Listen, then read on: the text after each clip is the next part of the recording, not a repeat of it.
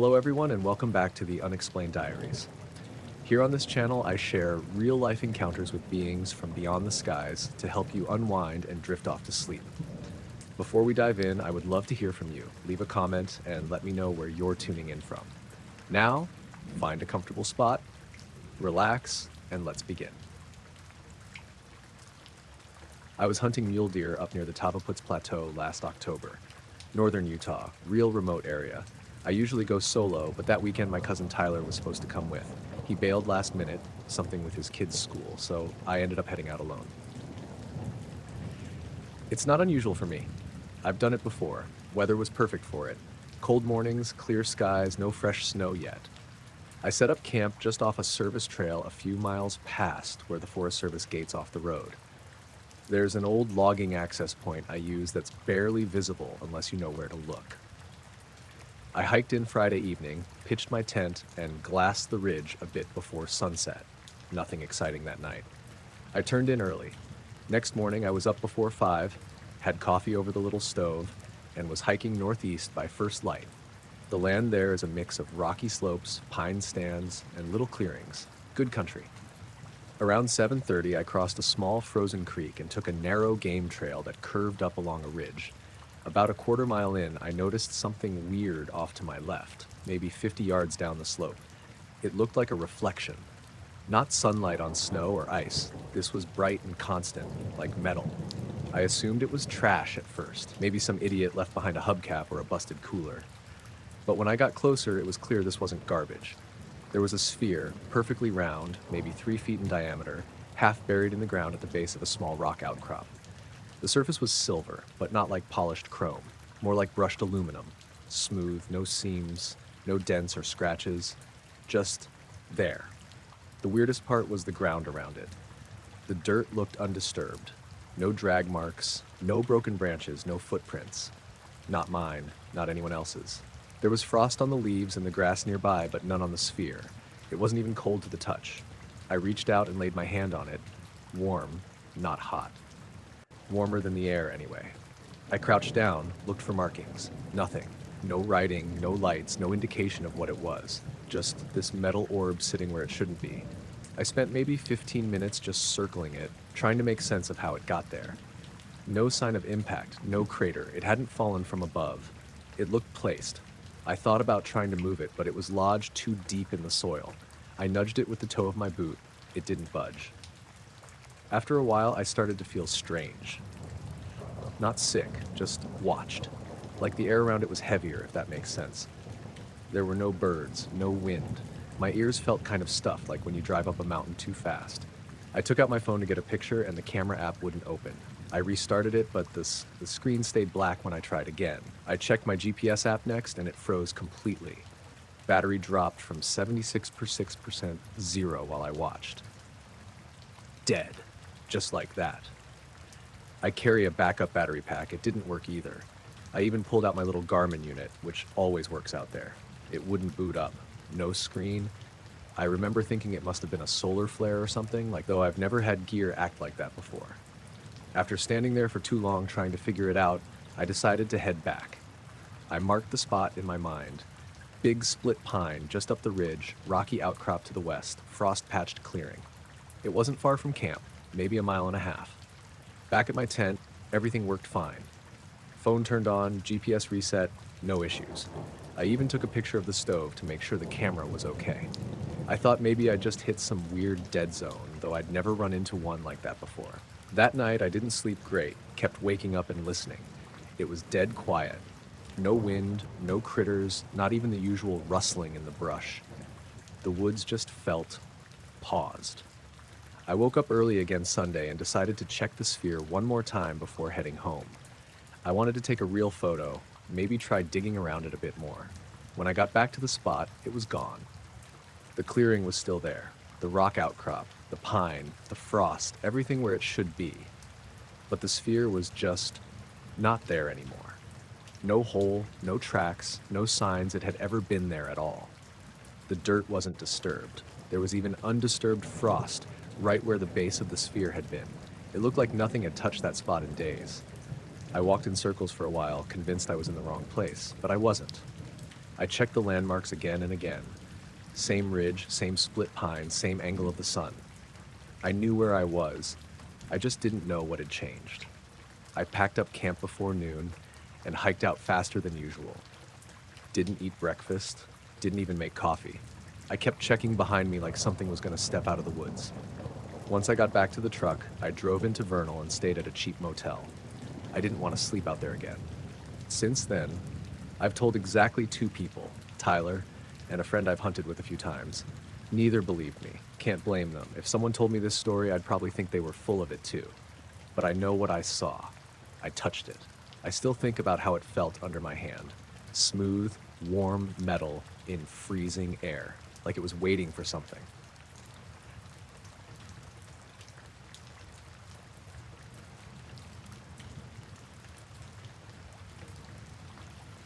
I started the podcast almost 2 years ago, mostly as a side project. My name's Jamie Torres. I live in Asheville, North Carolina, and I've always been into weird stories, especially the kind people write off as conspiracy or urban legend. Nothing crazy, just local mysteries, odd disappearances, things that don't quite add up. Last month, I put out an episode about a UFO sighting from the 1970s that's been unsolved and mostly forgotten. The guy who reported it, a trucker named Walt, claimed he saw some strange lights hovering over a stretch of highway near Cherokee, then lost time. The official records are thin, and most locals treat it like a campfire tale. But I found some old audio interviews and pieced it together. The episode got more listens than anything I'd done before. The day after it dropped, I started getting weird voicemails on my podcast number. At first, they were just static bursts, the kind you get with a bad connection. Then, after a few days, the static started breaking up, and I could hear something else underneath. A deep, distorted voice repeating the phrase, "Turn back the signal," over and over. No name, no message, just those words. I thought it was a prank at first. I mean, who would do that? But the voicemails kept coming, almost daily. Always at night, always that same phrase. Sometimes the static would flare up so loud it rattled my phone. I tried to block the number, but it just kept changing. No caller ID, no trace. I told some friends, and they laughed it off. Part of the spooky podcast hype, or maybe just some troll having fun. But I couldn't shake the feeling that something was off. Then, about a week after the episode went live, I woke up one morning to find all my recording gear gone. Every mic, every recorder, the mixer, headphones, everything I used to make the podcast was just disappeared. I live alone on the edge of town, so I don't have housemates or anyone else with easy access. I checked every window and door. Nothing was broken or forced. It was like someone had a key and knew exactly what to take. What freaked me out more was what I found outside my front door. Sitting there on the welcome mat was a single microphone, one of the old handheld mics I use for interviews. It wasn't just left there casually. It was placed carefully, right in the center. When I picked it up, I noticed something carved into the metal body near the base. Just one word: silence. I'm not exactly sure how I didn't lose it at that moment. I mean, it felt like a line had been crossed, but not in any way I was prepared for. I called the police, but they shrugged it off as a burglary with a weird message. They couldn't explain the missing stuff or the mic on the doorstep, and they didn't find any signs of forced entry. After that, the voicemails stopped, but I wasn't any less paranoid.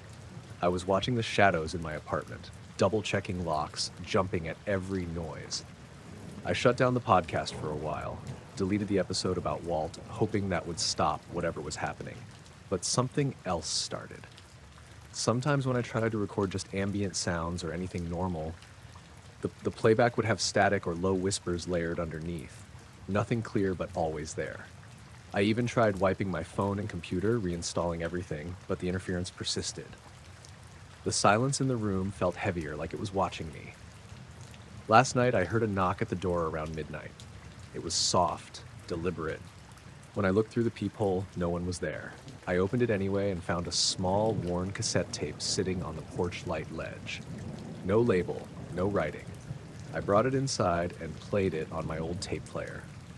It was mostly silence, except for a low, rhythmic pulse, like a heartbeat. After a minute, the voice came through, clearer than before. That same deep voice, calm but chilling. Turn back the signal. I turned it off, heart pounding. I'm back here now, writing this, trying to make sense of it all. The gear is still gone. The voice keeps coming in bursts of static on my phone. And that mic, silence, still sits on my desk, cold to the touch. I don't know what I'm supposed to do next.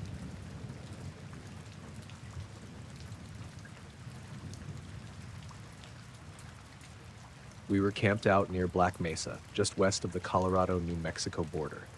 It was the end of September, still warm during the day, but it dropped hard at night. No cell reception out there, barely any light pollution. Perfect spot to camp and stargaze. There were 5 of us.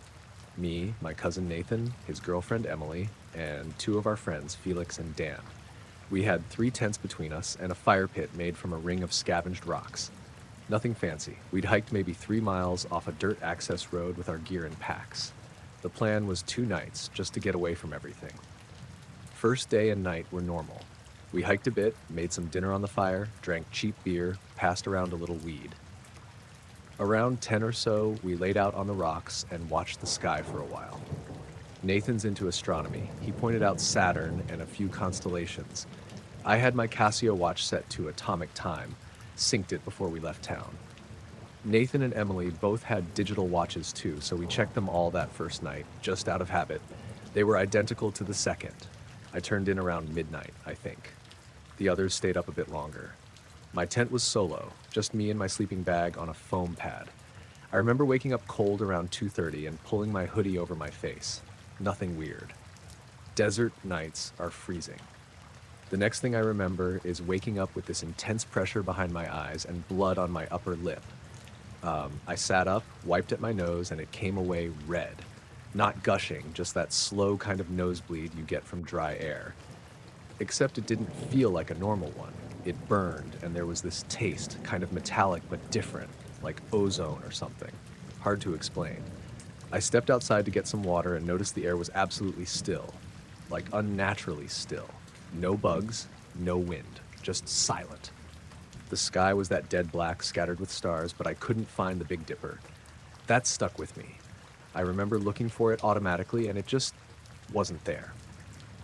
When I turned on my watch backlight to check the time, it said 6:12 a.m.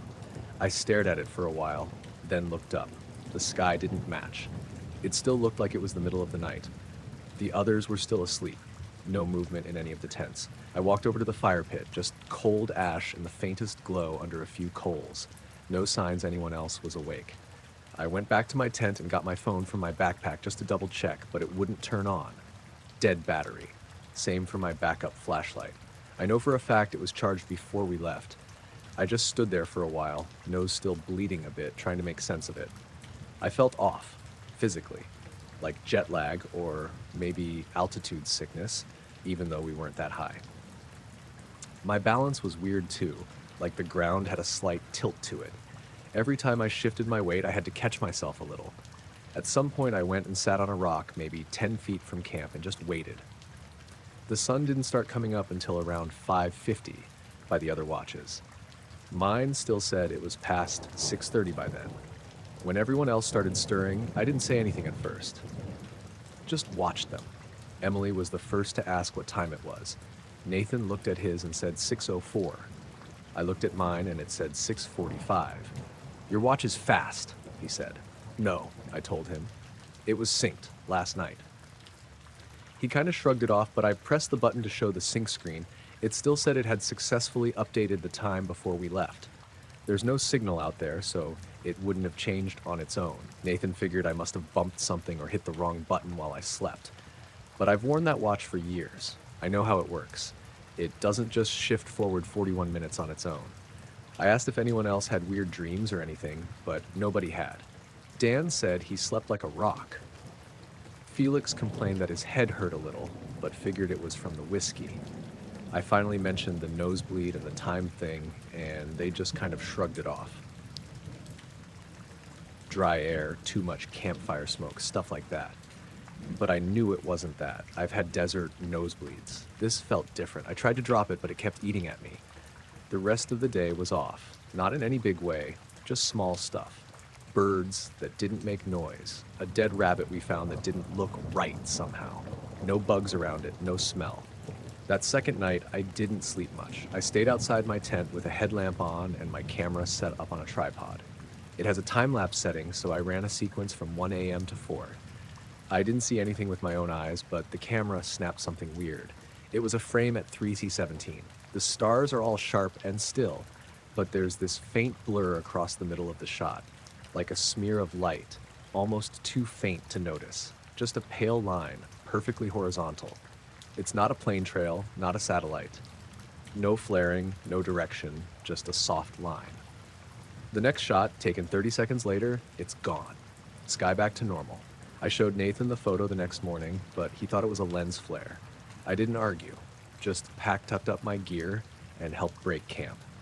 When we got back to the cars, I synced my watch again using the app on my phone. It jumped back exactly 41 minutes. Not 40, not 42. 41. I've never figured that part out.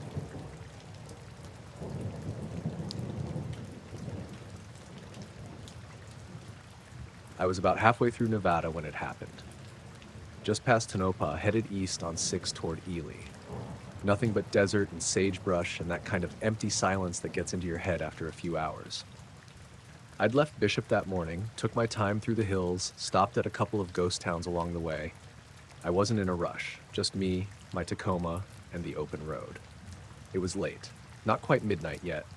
The air was still warm, probably mid-70s, but dry like paper. I had the windows cracked and a podcast going low on the stereo, mostly to keep myself awake.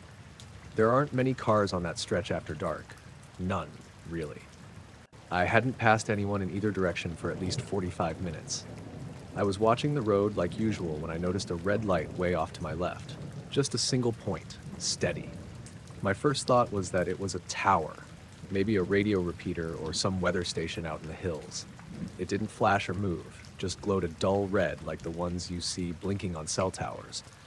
But the thing is, there's nothing out there. No towns, no stations, nothing but BLM land and rock. I even slowed down a little, leaned over the wheel, trying to make out the shape of a tower. Couldn't see one. Just that red light, hovering low, maybe 20 or 30 feet above the desert floor. I kept an eye on it as I drove. It didn't get closer or farther away, just stayed level with me, same angle. I figured it must be on a ridge or something, and I was just tracking with it as the road curved. Then it rose, not fast, but smooth, straight up, like a balloon maybe, or a drone, but perfectly vertical. I watched it go up, maybe a couple 100 feet, then it blinked out. Gone. No fade, no dimming, just gone. I pulled over without really thinking. Gravel crunched under the tires as I rolled onto the shoulder, left the engine running, sat there with both hands on the wheel, staring out at the black. I didn't feel scared exactly, just off, like I'd seen something I wasn't supposed to. I turned off the podcast, rolled down both front windows all the way, just sat in the dark for a minute, listening. Nothing.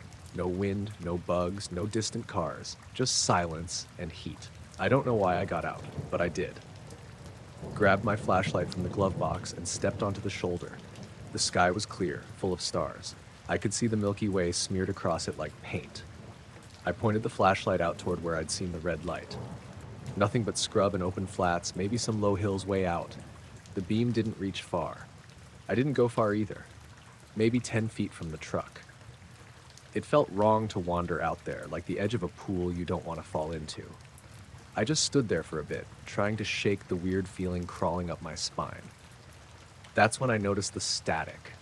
Not in the air, on the radio. I hadn't touched the dial, but the stereo had gone fuzzy, like it was caught between two stations. Low white noise, barely audible under the hum of the truck's engine. I reached in and turned it off completely. Something about the quiet was worse than the static. I decided to keep moving. Got back in, locked the doors without meaning to, and pulled back onto the road. Told myself it was probably a drone. Some military test. There's a ton of airspace out there used for that stuff. But I couldn't shake the way it moved, how steady it was, how it disappeared. About 10 minutes later, I saw it again. Not to the side this time, straight ahead. A faint red light, low, just above the horizon. It wasn't flashing, it didn't bob like a plane. Just sat there, dead center. At first I thought it might be a brake light from another car cresting a hill, but the road was flat and I never got closer.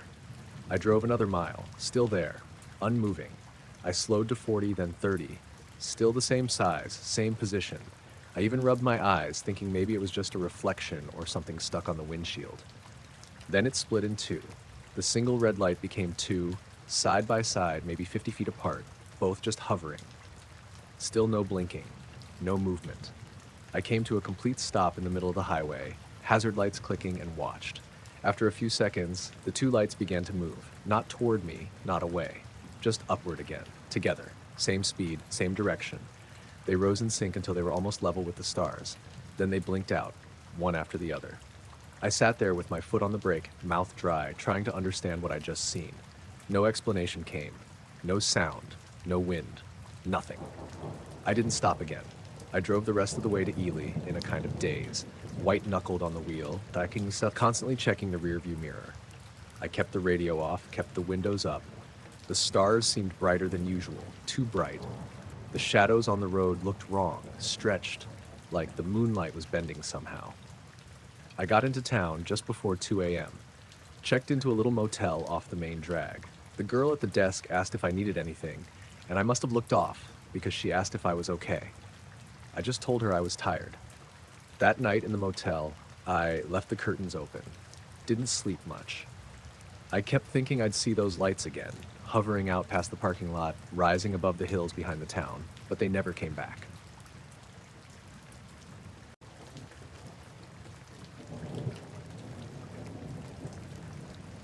We'd started the hike around 10 in the morning. It was supposed to be just a day trip.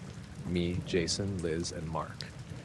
We parked off a dirt road outside of Newberry Springs and followed a trail Jason had marked on his GPS. It was barely a path, just old BLM land he said he'd explored once before. Nothing official. No shade, just sun-baked rocks and dry washes winding through low hills. Classic Mojave. We packed light. Just water, jerky, a couple Cliff Bars each. Mark brought a beat-up Nikon and Liz had her little drone. I was just happy to get out of the city for a day. It was hot as hell by noon. No wind, barely any sound besides our boots crunching and the occasional buzzing fly. We'd passed a rusted-out shell of a truck, probably from the 60s, sitting half buried in the sand. Liz took a few pictures. Jason joked that it looked like it had just been dropped there from the sky. By the time we hit the ridge Jason wanted to reach, the sun was dropping low, maybe 5:30. We sat for a bit, shared what was left of the food, and watched the hills go dark.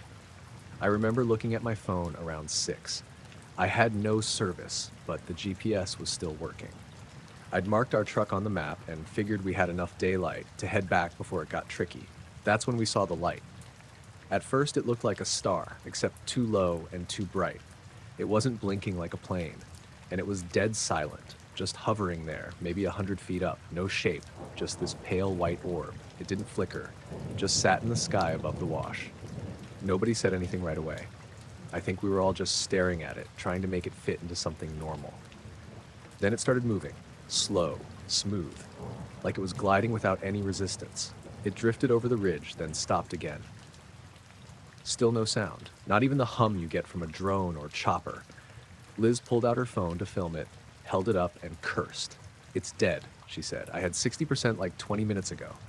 I checked mine. Screen was black, wouldn't even boot. Jason's too. Mark's camera wouldn't turn on either, even though he'd barely used it. We stood there for another minute, watching this thing hover.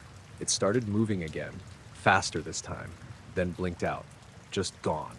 Not behind a cloud, not fading, just there 1 second and gone the next. That's the last thing I remember clearly. The next thing I knew, we were walking, heading downhill. Jason was in front, Liz and Mark behind. I remember thinking it was darker than it should have been, like we'd missed sunset completely. I pulled out my phone again, and this time it lit up. 8:12 p.m. Battery back at 47%. The trail on the GPS showed we were way off course, like we'd veered half a mile south without realizing it. I stopped and asked, "Does anyone remember the last hour?" Jason turned around. "What do you mean?" "After the light disappeared," I said.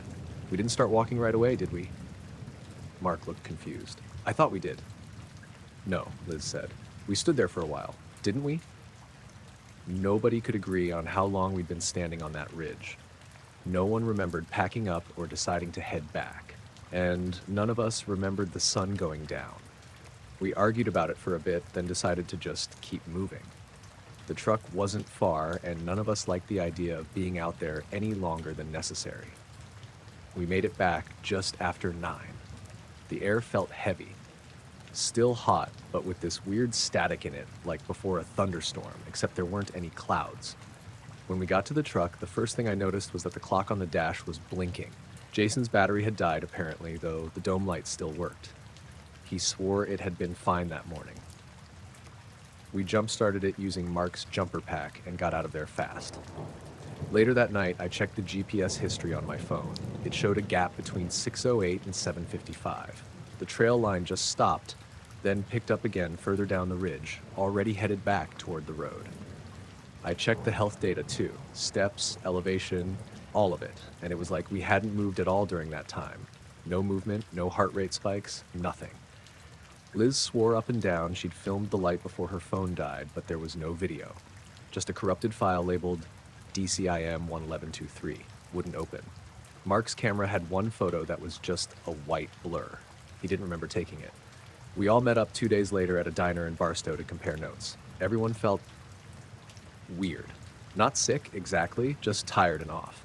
Like we hadn't really rested since the hike. Jason said he kept hearing this high-pitched hum at night. Liz's smartwatch wouldn't sync with her phone anymore. Mark started having nosebleeds, which he never used to get. And I kept waking up at exactly 2:17 a.m. every night for a week. Eventually things went back to normal. Phones worked, cameras worked, we all stopped talking about it.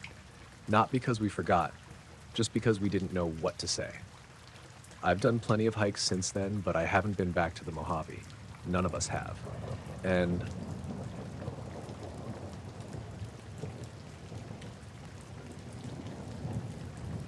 we had been out in the desert for maybe an hour before any of it started. My girlfriend Laura and I had driven out late that Saturday night, just looking for some peace and a clear view of the stars.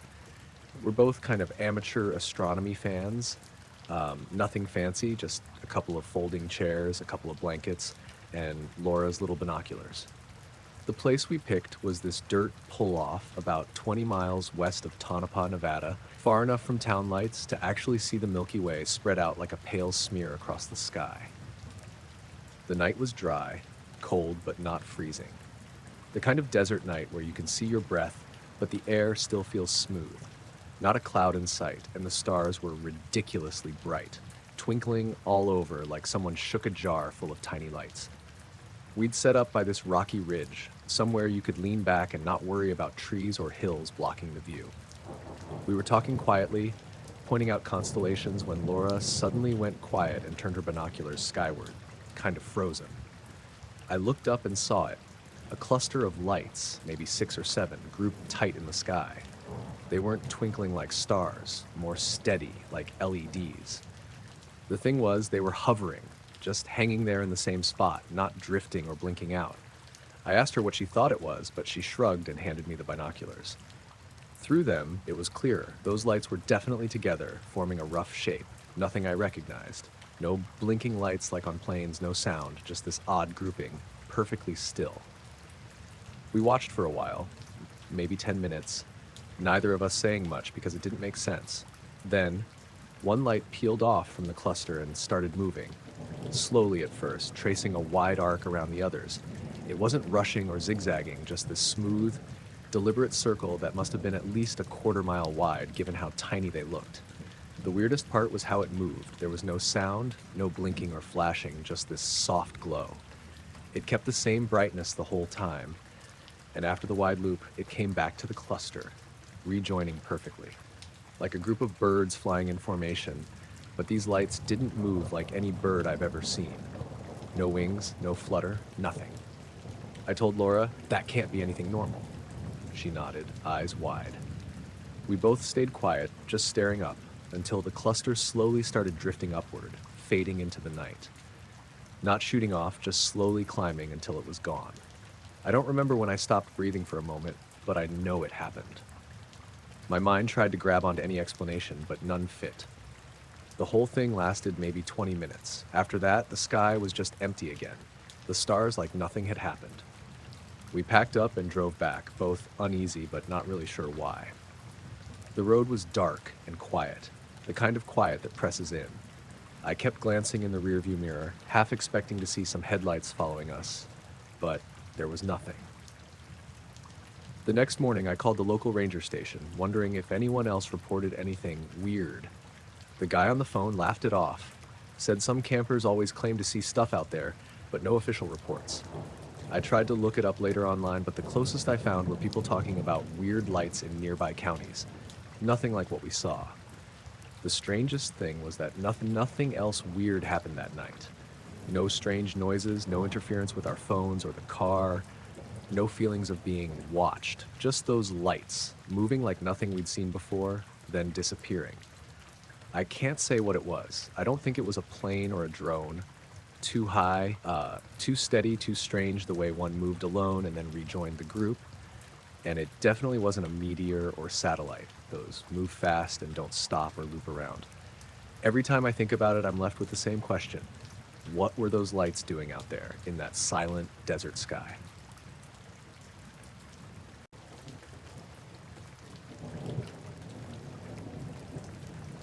The first time it happened, I thought my radio was just acting up. It was an old Zenith I'd picked up at a garage sale years ago, a big box with a wooden frame and a dial that still smelled faintly like cigarette smoke. I'd been tinkering with radios for decades. Retired now, but it was a hobby I kept alive, something to occupy my hands and mind after I left the engineering firm. Anyway, it was late, about 11:47 p.m., though I only knew because I always checked the clock at that time. The radio was set to a local AM station, static humming softly in the background. Suddenly, from the speaker came 3 clear, simple tones in a sequence. Beep, beep, beep, and then nothing else. The static returned, and the dial didn't move. I figured it was some interference, or maybe a nearby transmitter glitch. But that night, curiosity got the better of me, so I grabbed a notebook and jotted down the time and what I'd heard. The next night, exactly the same thing happened at 11:47 p.m. Same 3 tones, same timing. I thought maybe it was a coincidence, or maybe my old radio was picking up some kind of automated message from a local station. But the nights rolled on, and every night at 11:47, the radio would buzz those 3 tones. I started logging it. Date, time, weather, anything that seemed relevant, but the pattern never changed. No variation, no added sounds, no voice, no background noise, just the same 3 tones.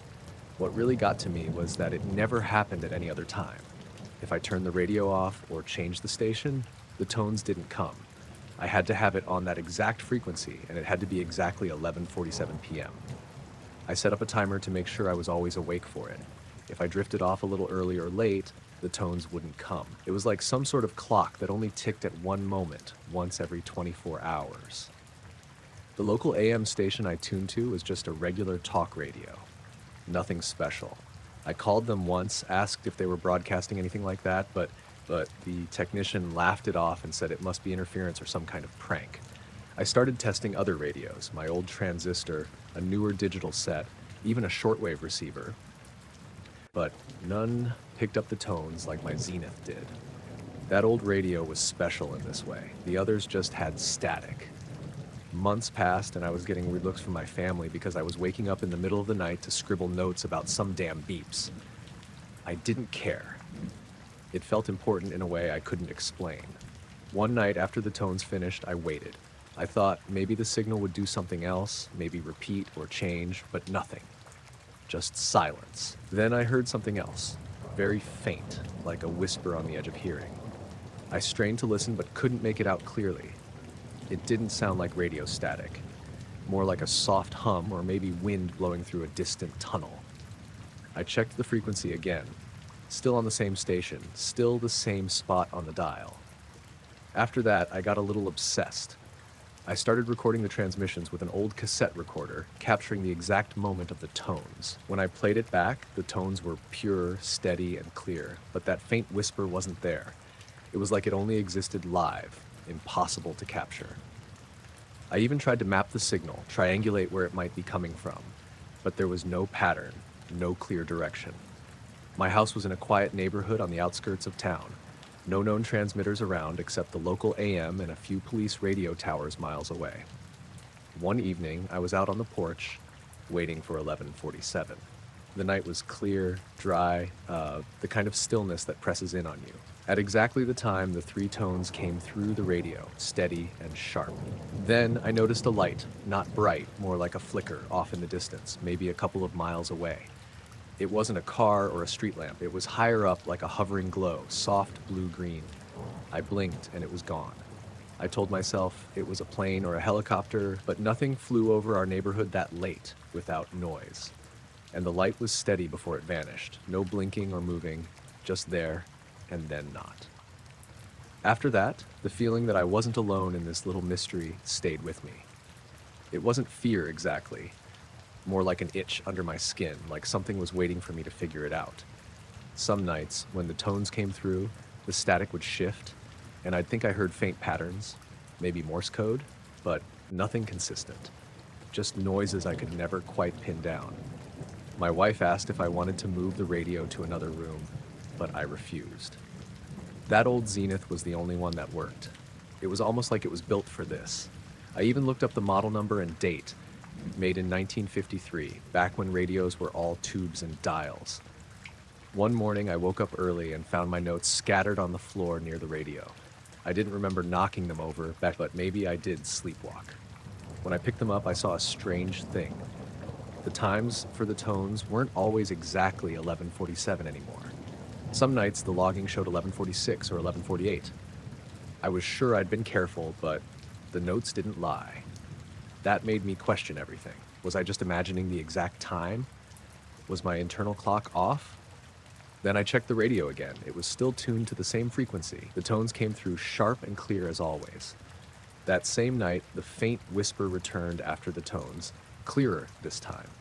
It was like a voice trying to form words, but failing. A kind of broken murmur I could almost understand, but never quite. I didn't record it. I thought maybe if I tried, it would disappear again like before. Over the next weeks, I felt the strange presence more.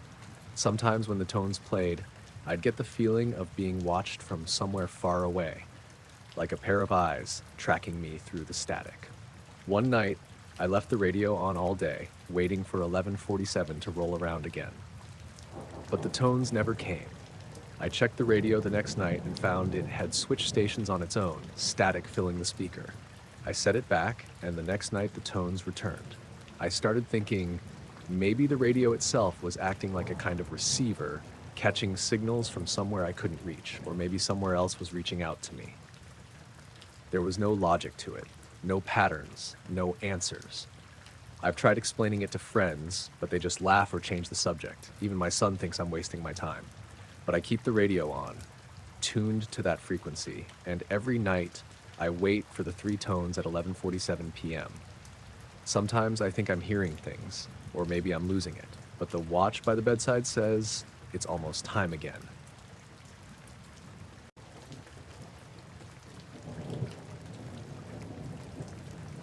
I was driving back home from Denver to Boise, just trying to get through the long haul in one go. It was late October, so the nights were chilly and the roads pretty empty. I had been behind the wheel for maybe 10 hours straight, and around midnight, somewhere near Twin Falls, Idaho, I started feeling it. The kind of exhaustion that just sneaks up and messes with your focus. So I figured I'd pull off at this small rest stop just off the highway to catch a few hours of sleep before finishing the drive in the morning. The rest stop was one of those bare bones places, just a gravel lot, a single porta potty, and some picnic tables under a couple of skeletal trees. I parked my old sedan facing the highway, shut the engine off, and leaned the seat back. I set my phone alarm for 5 a.m., thinking 5 hours would be enough to get me refreshed. When I woke up, I had this odd, heavy feeling, like I'd slept, but not really rested. It was still dark outside, but just barely. The sky had a faint glow from the coming dawn. I checked the clock on the dashboard. It read 5:10 a.m., right about when I expected to be waking up. That's when I noticed the gas gauge. It was sitting dead on empty. That couldn't be right. I'd filled up at a station maybe 50 miles back, and I was careful with gas. My car wasn't a gas guzzler, and the tank was half full when I pulled over.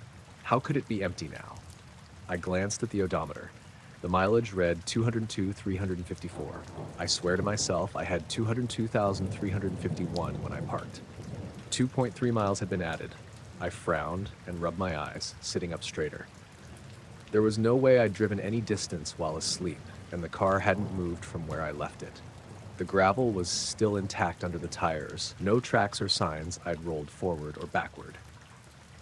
I stepped out to look around, hoping the fresh air would clear my head.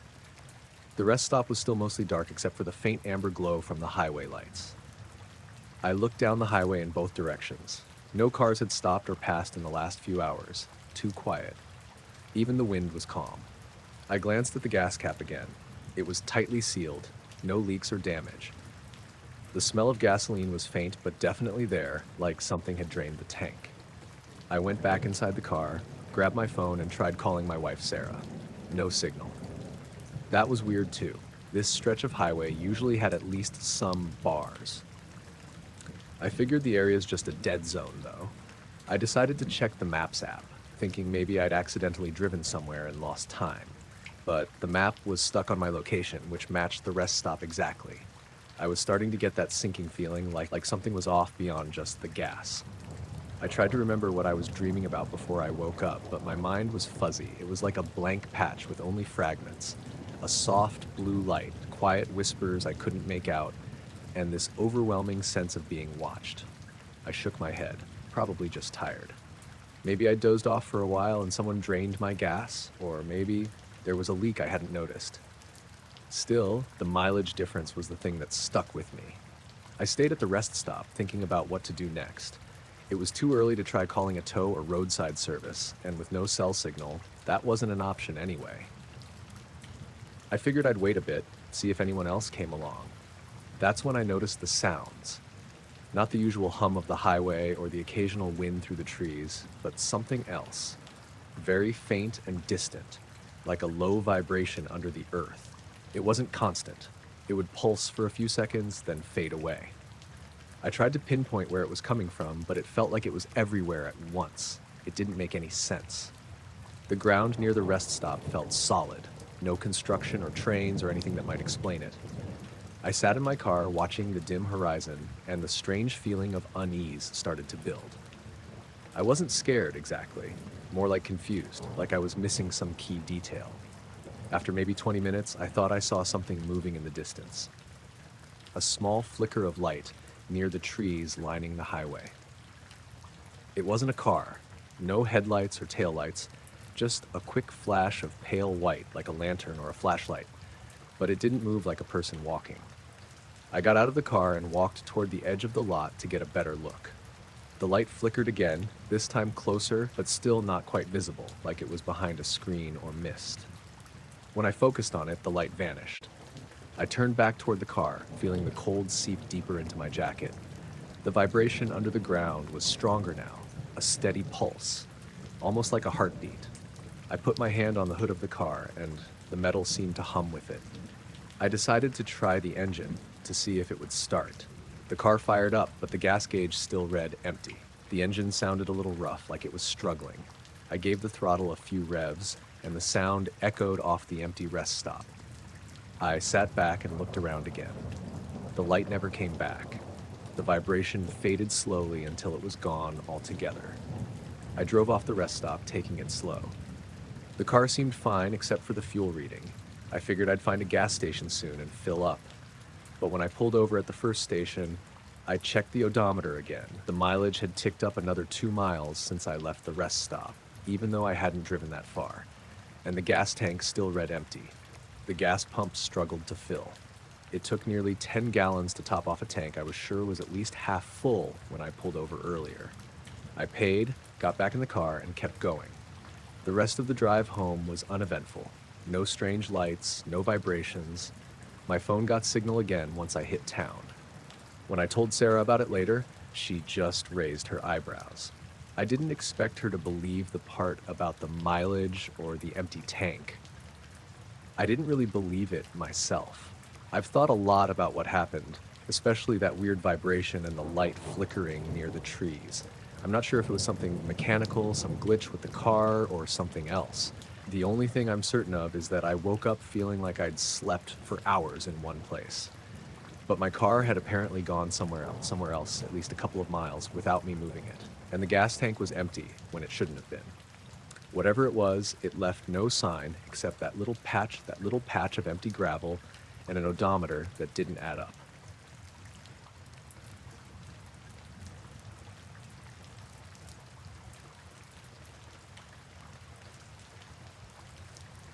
The motion light went off again at 3:17 a.m., same as the night before. Third night in a row. It was the one on the back corner of the house, the one facing the field behind the property. The sensors mounted just above the kitchen window. When it trips, it washes about a 60-foot patch of overgrown grass in pale yellow light. Past that, it's just scrub brush and old fence posts, and then another half-acre of open space before the tree line. We've got about 3 acres total out here in southeastern Missouri. I moved in 4 years ago after my divorce. Needed quiet, got more than I bargained for. Anyway, I only knew it had gone off because Boone jumped in the bathtub again. That's his thing when something spooks him. Doesn't matter what it is, thunder, gunshots, once even a wind chime, I'll find him curled up in the tub, shaking like a leaf. Boone's a redbone coonhound mix. He's not young, not old either. Normally doesn't scare easy. He barks at coyotes, patrols the fence line like he owns the whole county. But 3 nights now, same thing. Light clicks on at 3:17 and Boone bolts straight to the bathroom without a sound. The first night I figured it was a raccoon. I went out with the flashlight, checked the yard, checked the barn, nothing. Second night, I was already half awake when Boone took off. This time I looked at the clock. 3:17. Dead on. I got up slower that time, more annoyed than anything, and looked out the kitchen window. The light was on. The yard looked normal. Still as a painting. No movement, no rustling, no bugs even. Just the grass bending a little in the breeze. Then last night, it happened again. Same time, 3:17. I was already awake when Boone scrambled off the bed and made a beeline for the tub. I didn't get up right away. I waited. Just lay there, listening. The house was quiet. No footsteps, no engine sounds, no voices. Just Boone's nails clicking on the tile as he settled in. I finally got up around 3:25, went to the window. The motion light was still on, but just barely, flickering a little like it was about to time out. I stood there for a while staring at that patch of grass. My eyes adjusted, but I didn't see anything out of place. Then I noticed the scarecrow. I don't have a scarecrow, but there was something out there. About 20 feet past the edge of the light, just where the brightness fades into shadow. Looked like a figure. Too thin to be a person, too straight to be natural. No limbs I could make out, just a vertical shape like a post or a man standing still with his arms at his sides. I blinked, and it was gone. I thought maybe I imagined it. Could have been a fence post catching the light wrong. Could have been my reflection in the glass. So I opened the back door and stepped out onto the porch. Didn't bring a light. I just stood there in the warm air, letting my eyes adjust all over again. The field was empty. Next morning I walked out there. Took Boone with me, though he didn't want to go at first. I had to leash him, and even then he dragged his feet. There wasn't much to see. Grass a little flattened in spots, but nothing that screamed animal. No prints, no broken stalks, no burn marks or dead patches. Just grass. But when I looked back at the house from that spot where I'd seen the figure, I realized something strange. From there, you can't see the light itself, just the glow. Whatever or whoever was standing in that exact place would have been perfectly framed by it, lit just enough to see their shape, but not their face.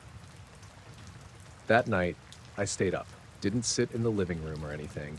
I sat in the kitchen with the lights off, just me and a cold cup of coffee, and Boone curled up on the rug by the fridge. I kept one eye on the digital clock above the stove. 3:10, 3:15. At 3:17, the light clicked on. No sound, no buzz, no hum, just a soft pop as the bulb came to life. Boone stood up immediately, ears flat, tail low. He didn't look at me. He looked at the window. I stood too, careful not to scrape the chair legs. I walked over to the sink and leaned forward just enough to peek outside. There was something in the field, closer this time, maybe 10 feet from the edge of the light, just barely out of it. Same thin shape, same dead still posture. Not moving, not swaying with the breeze like the grass around it. It was just there, watching, I think. I opened the back door. Boone growled, a sound I'd only heard him make once before, when a neighbor's pit bull got into our yard. He didn't follow me out. I stood on the porch again, this time with my flashlight.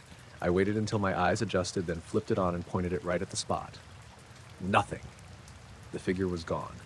But the grass was moving, not like something walked through it, more like it was settling, like something heavy had been there, pressing it down and had just lifted off. It rippled outward in slow waves. No wind, just motion.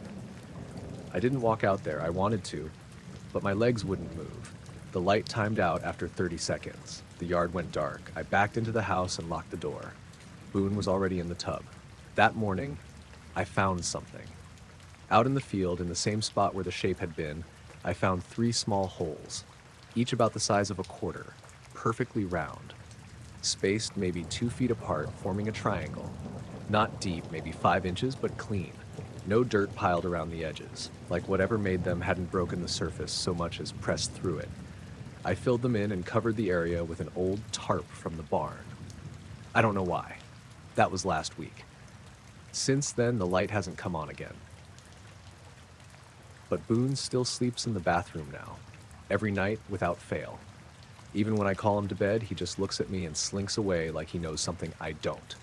I haven't reset the motion sensor. I haven't walked out into the field after dark, and I haven't been able to sleep through 3:17 a.m. since.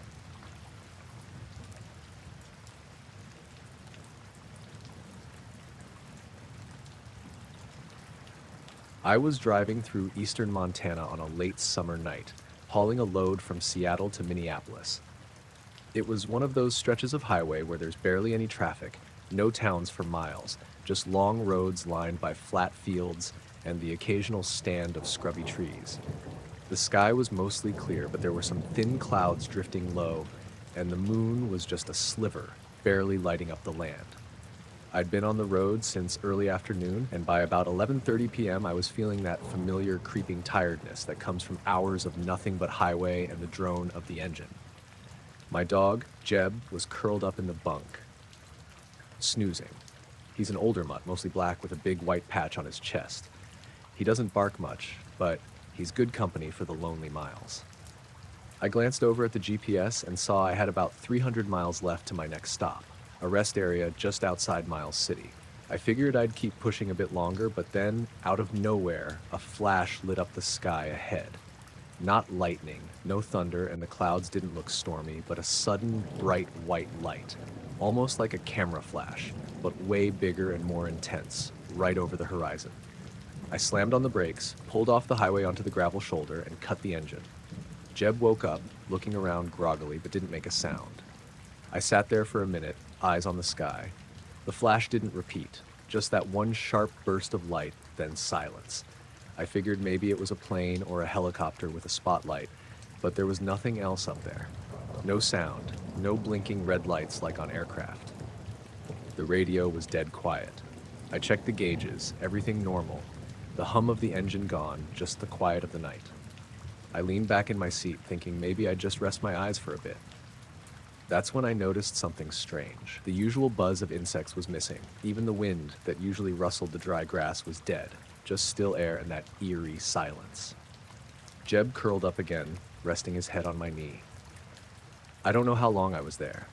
I checked the clock, 1:15 a.m. I figured I must have been sitting for about 20 minutes. I started the engine, pulled back onto the highway, and continued driving. The road was empty, the sky clear, but something about the whole situation felt off. I stopped at the rest area around 3 a.m. I filled up on coffee, stretched my legs, let Jeb run around the lot for a bit. When I looked at the GPS log later, that's when the weird part hit me. According to the tracker, I hadn't just sat there for 20 minutes like I thought. The truck was completely still for 1 hour and 47 minutes. I stared at the screen, confused. I swear I was only parked for less than half an hour, maybe 20 minutes tops. I checked the time on my phone. It matched the truck's clock now, but I still couldn't shake the feeling that something didn't add up. I called a buddy of mine, Nate, who's also a trucker and pretty tech savvy.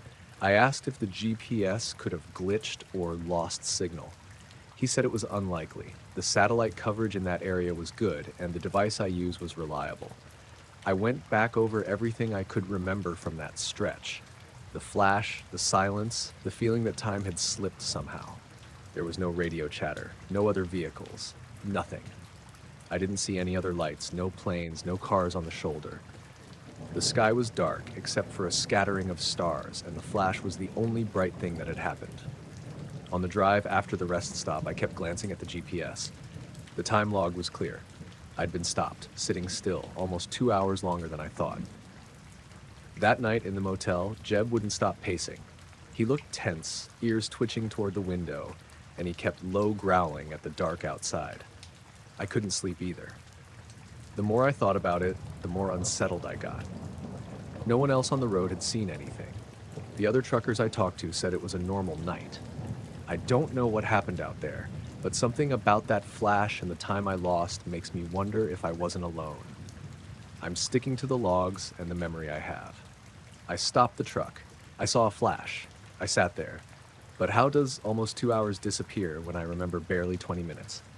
Jeb and I keep our runs, but I avoid that stretch of highway now. Maybe that's for the best.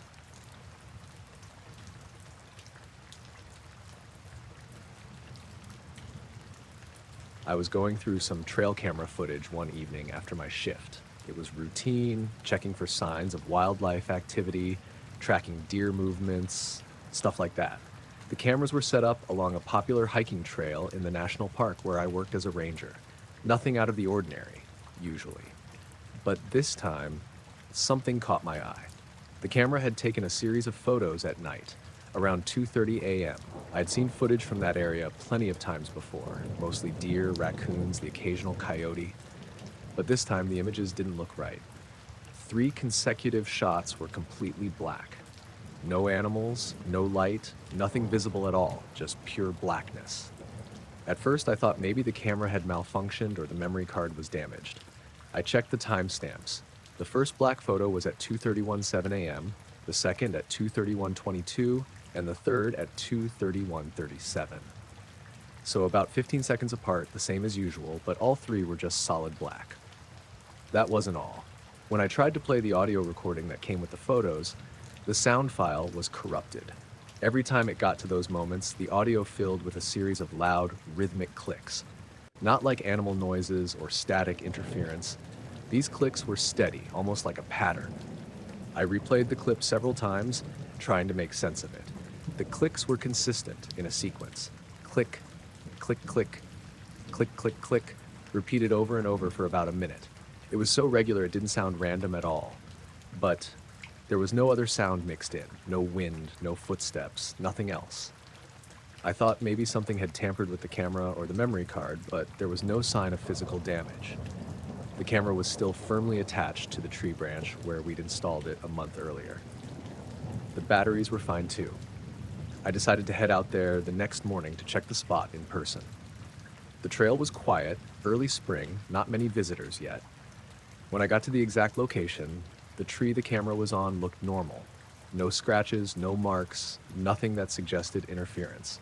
The area around it was undisturbed, no footprints or broken branches that would suggest someone had been messing with the equipment.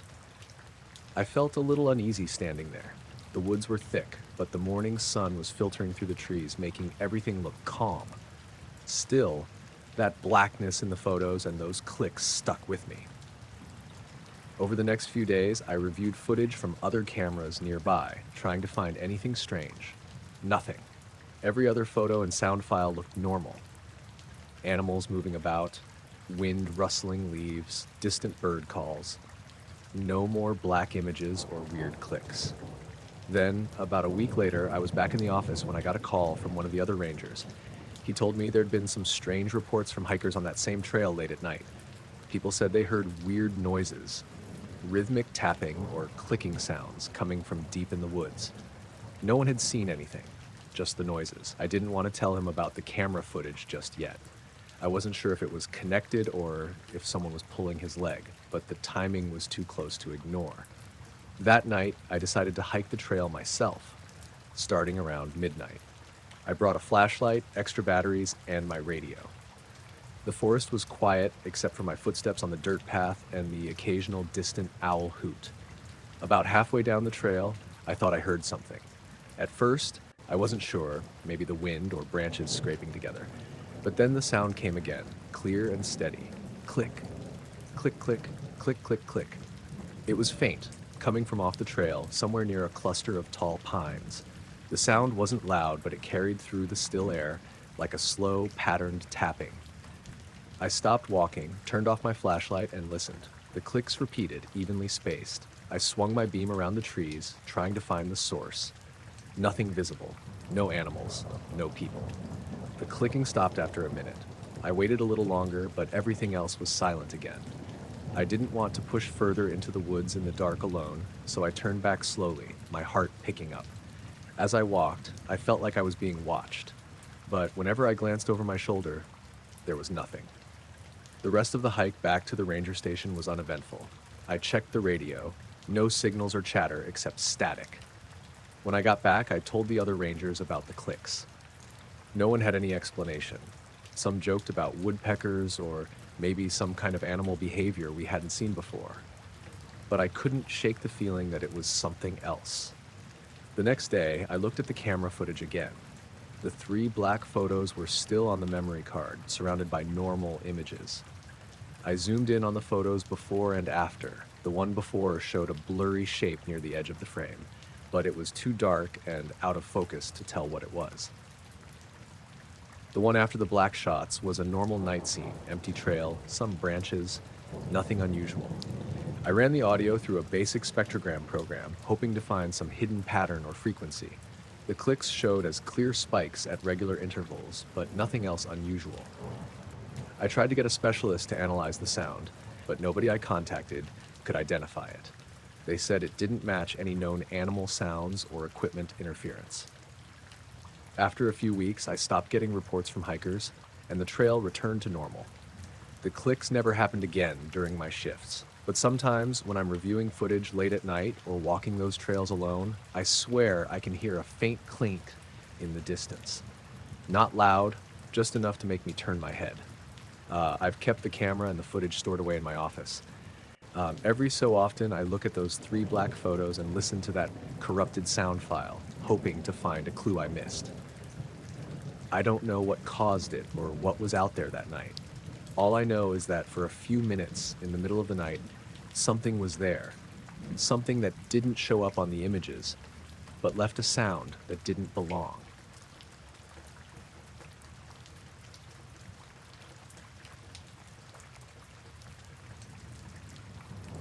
We were heading back from fishing out near Lake Meredith, me, Tessa, and my cousin Wyatt.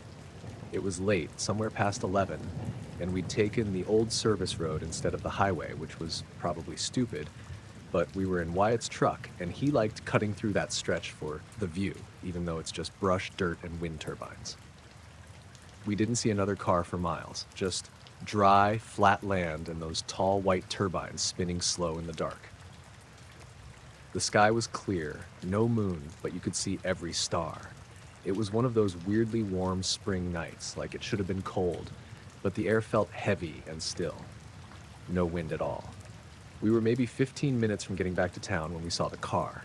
It was a gray sedan, parked half in the road and half on the shoulder, maybe 30 yards ahead. Headlights were on. Driver's door hanging wide open. Engine running, we could hear it as we got closer, Zard, this soft, uneven hum that didn't sound right. Wyatt slowed down and we just sort of stared at it. No one inside, no movement. He pulled over a few feet back from it and left his truck running. None of us got out at first. We were just quiet. Then Tessa said, "That's weird." And I remember her voice sounded flat. Not scared exactly, just off. I got out first, walked up slow, hands in my hoodie pocket. I think part of me expected someone to pop out, maybe a guy peeing in the bushes or someone changing a flat, but there weren't any bushes, and the tires were fine. I leaned in and looked around the interior, purse on the passenger seat, phone in the cup holder, keys still in the ignition. The headlights were shining out into the field beside the road, and that's when I saw it.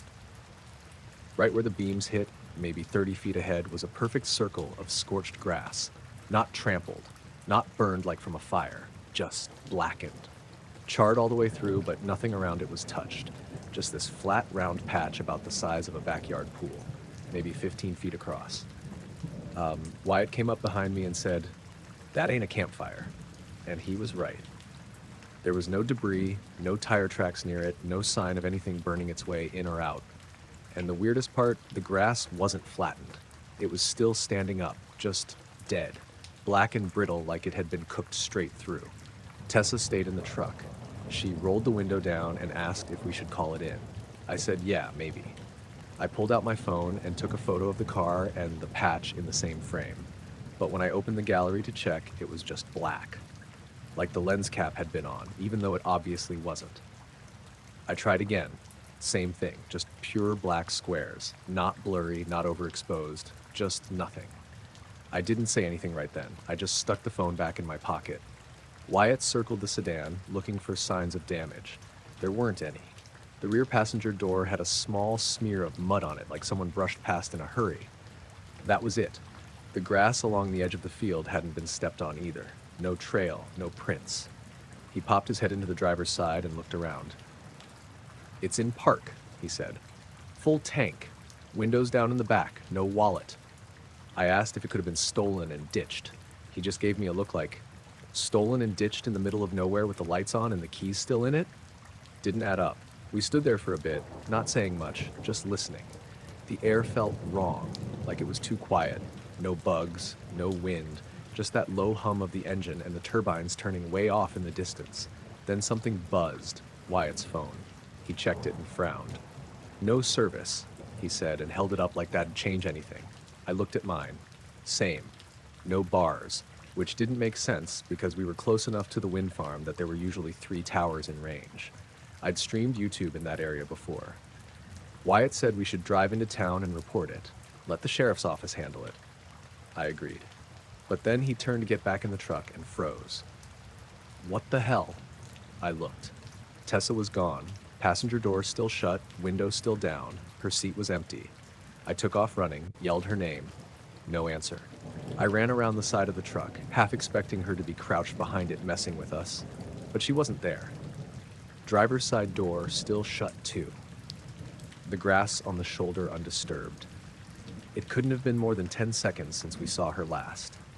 She couldn't have gotten far. There was nothing to hide behind anyway, just flat land and sky and that burnt circle out in the field.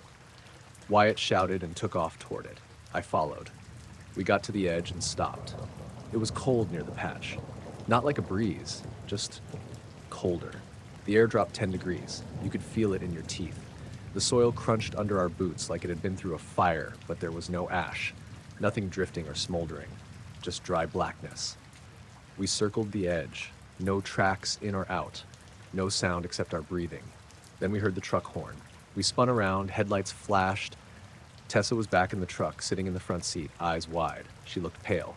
Wyatt sprinted back, calling her name. I was right behind him. When we got there, she was shaking. Said she didn't remember leaving the truck. 1 second she was watching us by the sedan. The next, she was sitting in the seat, alone. She swore she hadn't moved. But her boots were dusty like she'd been walking through the field, and there was a smudge of soot on the back of her jacket. We didn't ask more questions. We just left. We drove straight to the sheriff's office and reported the car, gave the location, told them it looked abandoned, left out the rest. Next morning, we called to follow up. The deputy said they'd found the vehicle, but nothing unusual. Just a stalled sedan, engine cold, no sign of the owner. Towed it to impound, no mention of the scorched grass, no report of the door being open. I asked if they found a purse or phone inside. They said no.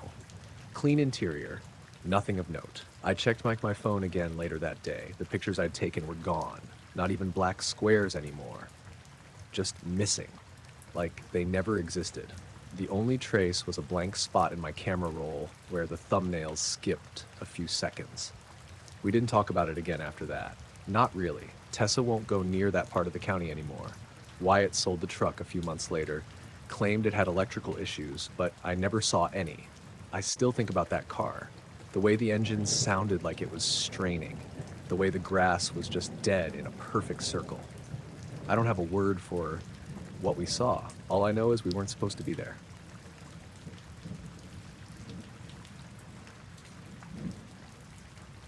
The whole thing started on a Tuesday.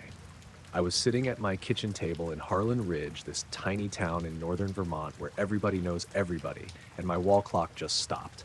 No ticking, no hands moving, just dead. It was 3:17 p.m., and it froze there like someone hit pause on it. That might not sound like much, but it wasn't the first one to go out that day. By dinner, my neighbor, Susan, told me her microwave had stopped working halfway through cooking dinner. Then her phone's screen started flickering weirdly, and the digital clock on her stove jumped back and forth between numbers like it was glitching out. Across the street, old Mr. Ledbetter said his grandfather clock stopped chiming right on the hour. He's usually full of stories, but this time, he looked confused and a little worried. I figured it was some kind of power surge or transformer issue. Maybe a storm was rolling in.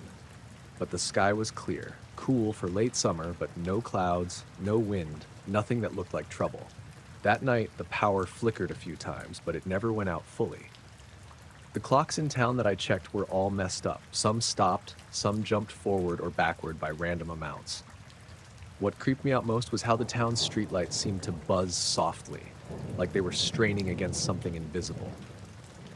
I asked around, but most people just shrugged it off or said their gadgets were acting up. I kept a journal after that. If I'm honest, I wanted to convince myself it was just electrical weirdness. But then, the strange things started happening to me. About 3 days in, I was walking home late after my shift at the hardware store. The street was quiet, a little fog rolling in from the hills. My wristwatch showed 11:42 p.m. when I glanced at it. A minute later, I realized I had no idea how I got from the corner to my porch. Like I'd blinked, and suddenly I was standing there with the door key in my hand. The whole walk was missing. I checked my watch, still 11:42. No seconds had passed. My heart started racing, but I shook it off, telling myself maybe I just got distracted or lost track of time. A couple nights later, I was sitting on the porch with Luna, my dog, a little mutt with bright eyes and a stubborn streak. We'd been hearing this low static hum around the neighborhood, almost like a distant radio, but no station or voice ever came through. I looked up at the streetlights. They were flickering again. Then Luna froze, ears up, staring down the road like she saw something I didn't. The static hummed louder in my ears. I felt the hairs on my arms stand up. I checked my phone for the time, 10:03 p.m. The streetlights buzzed with electricity, but as I watched, they suddenly blinked out one by one. The whole block went dark except for the faint glow from a few porch lights. I swear I heard something move in the shadows beyond the trees, a soft rustling. Luna growled low and pulled at her leash. I told her it was nothing, but when I looked up again, the streetlights flickered back on as if nothing had happened. The static hum was gone too. That's when I realized other people were experiencing weird things too. At the hardware store, one guy told me he'd lost 20 minutes while working on his car. He looked at the clock in his garage, then suddenly it was almost lunch, and he had no memory of what happened between. Another friend said her digital alarm clock rang in the middle of the night, but when she checked, the time was frozen at 3:33 a.m., and the clock never moved again. The whole town felt off. People talked about missing time episodes, but were reluctant to bring it up openly. It was like we all suspected something strange was happening, but didn't want to say it out loud. One night, I set up a small voice recorder by my bedside to catch anything unusual. At about 2 a.m., it picked up a low-frequency buzzing mixed with a faint clicking sound. It lasted maybe 20 seconds, then stopped. When I woke up, my bedside clock was frozen at 2:02 a.m. A few nights later, Luna woke me up barking. I got up and went to the window. Outside, the sky was darker than usual. No stars, no moon, just a dull, heavy blackness hanging over the town. The streetlights buzzed again, this time with a strange blue flicker. I thought I saw a shape moving between the trees on the hill behind my house, tall, thin, and standing perfectly still. I grabbed my jacket and went outside, Luna pulling hard on the leash. I called out, but there was no reply. The air was thick and cold, though the thermometer said it was almost 70 degrees. The streetlights blinked off again, plunging me into darkness for a few seconds before flickering back on. I looked toward the hill, but the shape was gone. After that, the clock and electrical problems got worse. My neighbor's router stopped working, then her television died. Her digital photo frame showed static instead of pictures. Other neighbors reported their car radios acting strange, turning on by themselves or changing stations rapidly. I started noticing odd things about my own electronics. My phone battery drained in hours, even though I barely used it. The flashlight app flickered on and off. My laptop keyboard sometimes typed random letters when I wasn't touching it. The missing time episodes got longer too. One afternoon, I was fixing a shelf in the garage when I realized it was suddenly dark outside. My watch said it had jumped forward 3 hours, but I had no memory of what happened in between. Luna was asleep by the door, unfazed. I started keeping my door locked even during the day. The whole town seemed to hold its breath like something was about to happen. People's eyes looked tired, anxious. One evening, I was sitting on the porch after dinner watching the sunset bleed orange into the sky. The humming returned, soft, mechanical, but not quite. I glanced down the street. The streetlights buzzed, their glow uneven. The shadows between houses looked too long, like they stretched toward me.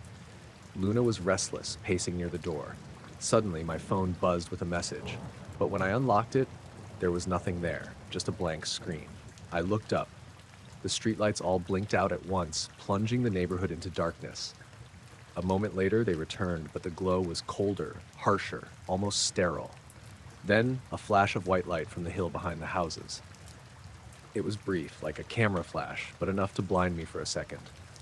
Luna growled sharply and pulled me back inside. I closed the door behind me and checked the clocks around the house. All of them were stopped, some at strange times, others with hands spinning slowly backward. I sat down, heart pounding, staring at the black screens and frozen dials. The next morning, the power was back to normal, the clocks all ticking again, appliances working as usual. People acted like nothing had happened, but I know it did. And sometimes when the night is still and the lights buzz low, I swear I can feel time bending just out of reach, like the world skips a beat and forgets me for a little while. I don't know what it means, I just know it's real.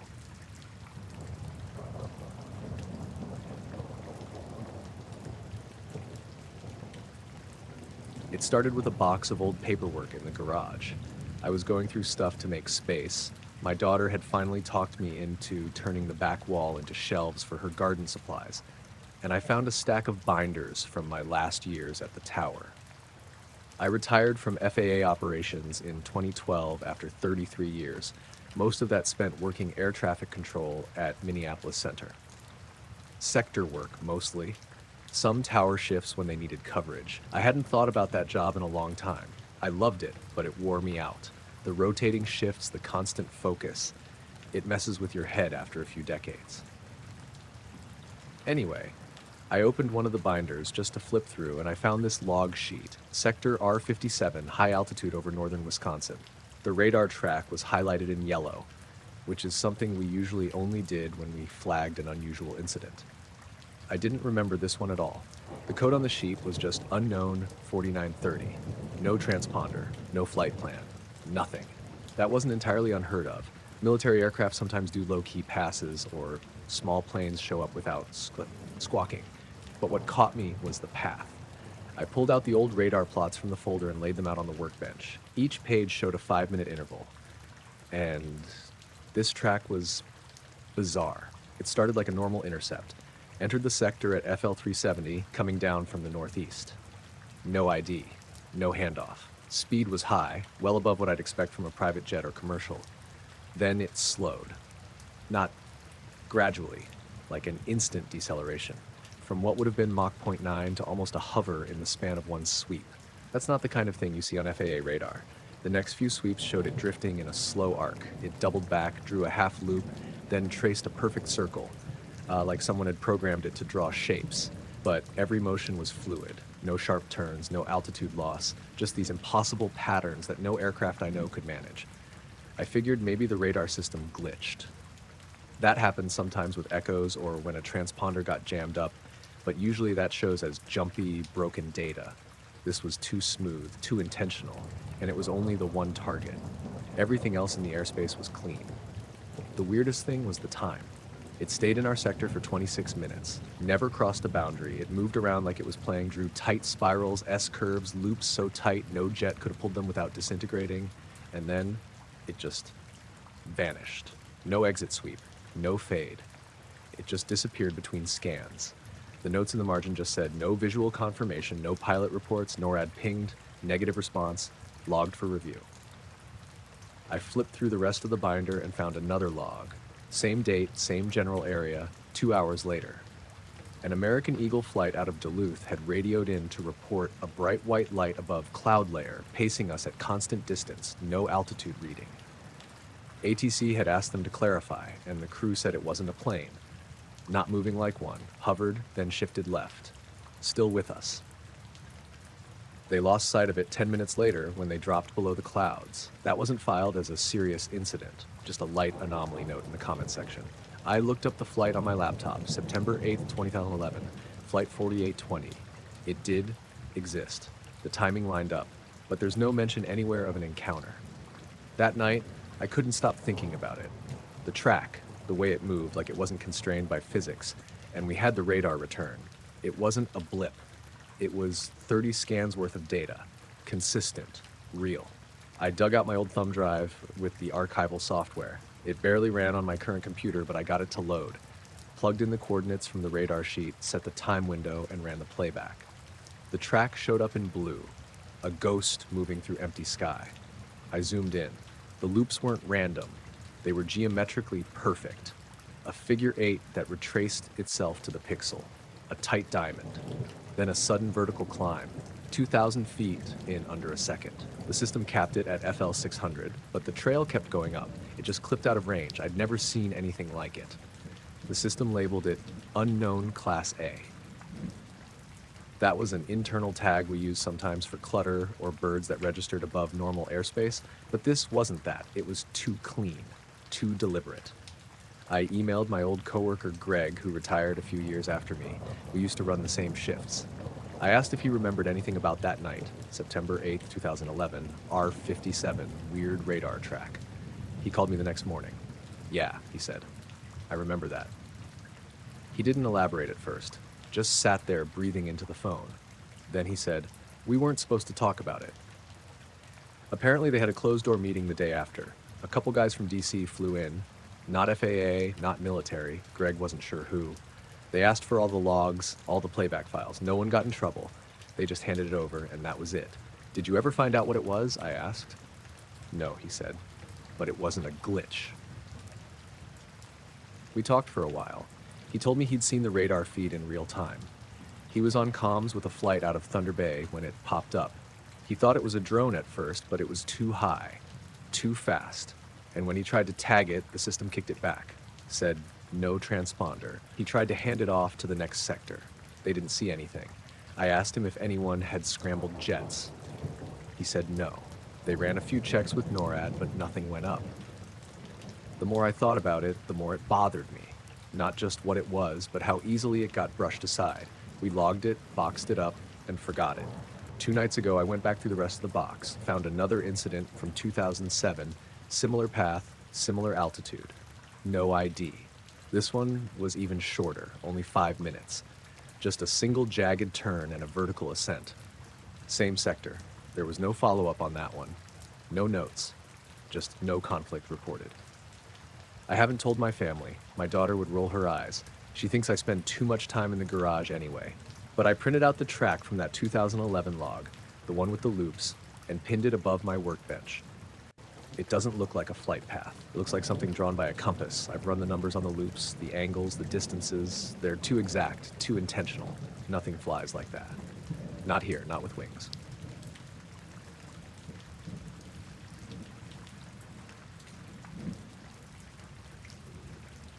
I was walking Barley like I always do around 11:30, just before bed.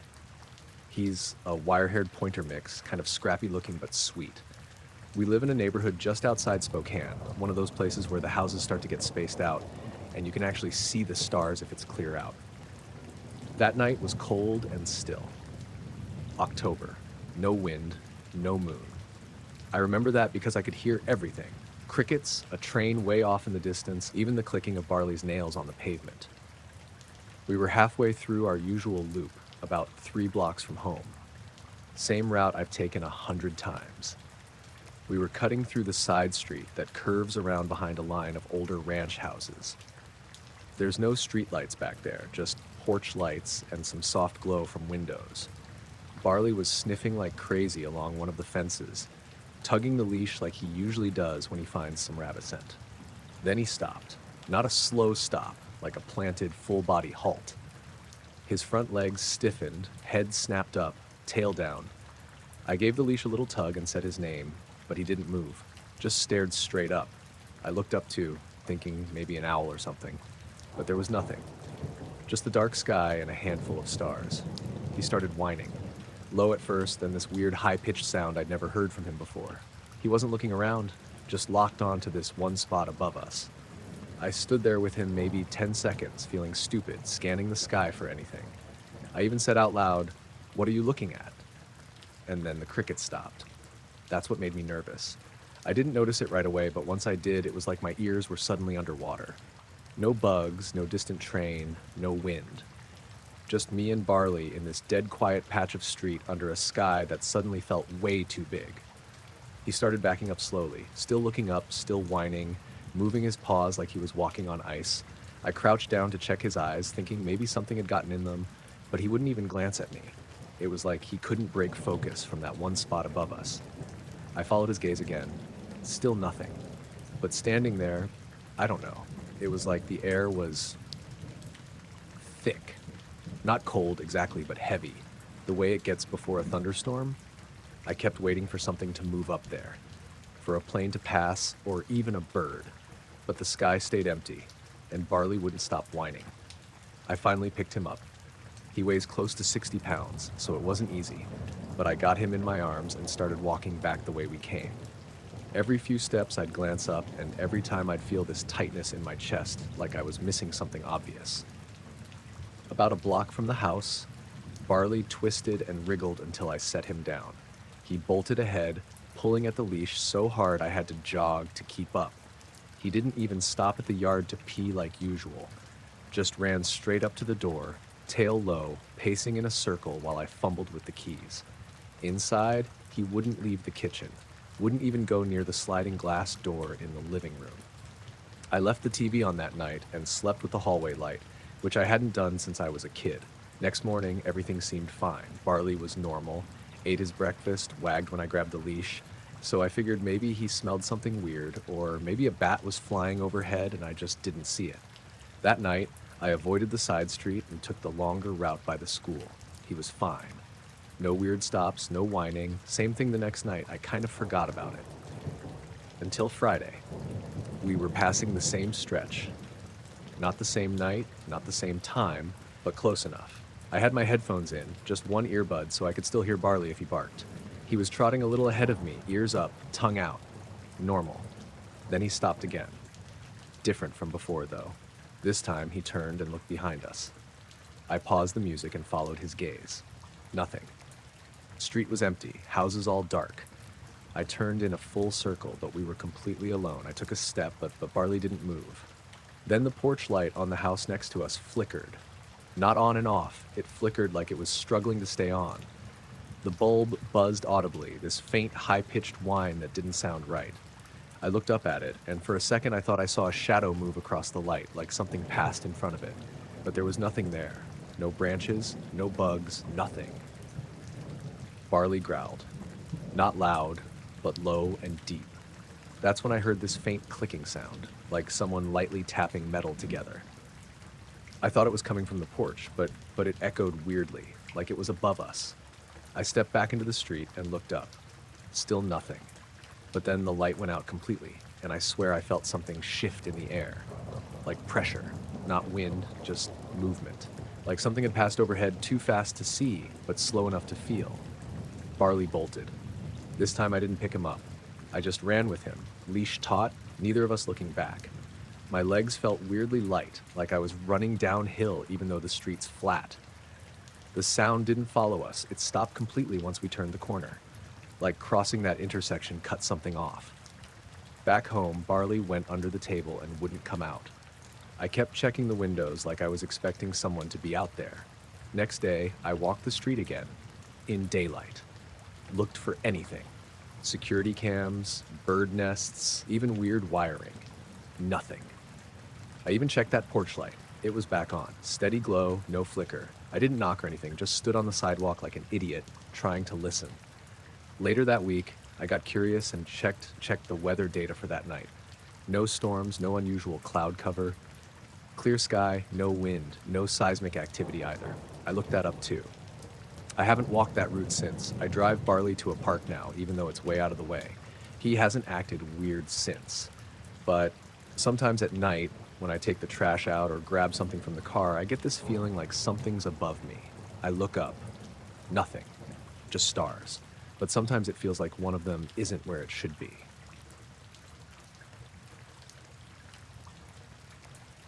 I wasn't supposed to be there. Not really. The fence was old, rusty, and topped with those warning signs that you usually just glance at and ignore, but I knew it was off limits. The security cameras, the patrols, they were real enough. Still, it was a perfect spot for stargazing, far enough out of town where the sky opened up and the light pollution from Silver Springs didn't blot out the stars. My name's Ely, and I was 16 at the time. I didn't have much else going on that summer night except a flashlight, a blanket, and this intense need to see something different. I'd heard rumors about the zone, calls from the older kids about strange lights, weird noises. They said the government kept stuff there, experimental or secret or whatever. Me, I just wanted to watch the stars in peace, maybe catch a meteor shower if I was lucky. So I slipped through a break in the fence around 11 p.m., careful not to trip on the wire or make noise that would set off alarms. The air was cooler than I expected for July, dry and carrying the smell of sage and dirt. My dog, a scrappy mutt named Patch, trailed behind me, his nails clicking softly on the gravel. I found a spot by an old dirt road, away from the nearest cluster of lights. Laid out my blanket and sat down, leaning back to stare up. The Milky Way stretched overhead in thick, milky streaks. The moon was just a thin crescent, barely bright enough to dim the stars. Patch curled up beside me, his tail twitching in his sleep. At first, everything felt normal. I caught a few shooting stars, blinked hard trying to hold on to the peaceful quiet, but then I noticed something strange near the horizon to the northeast. A group of lights, small but bright, hovering together in a formation that looked too neat to be planes or helicopters. They stayed perfectly still, almost like they were waiting. I squinted, tried to see if they were blinking or moving, but nothing, no sound either. The air was still except for the soft rustling of the brush. After a few minutes, the lights shifted. Not slowly, like something floating in the wind. They split apart in a way that didn't seem possible. They separated in perfect unison, each light moving on a different path but staying synchronized, like dancers in a routine. And then just as quickly, they reformed back into the original pattern. No gaps, no mistakes, perfectly timed. I blinked and checked my eyes, sure I was imagining it. Patch stirred, lifted his head, and growled softly, looking up. I whispered to him to calm down, but I couldn't tear my eyes away.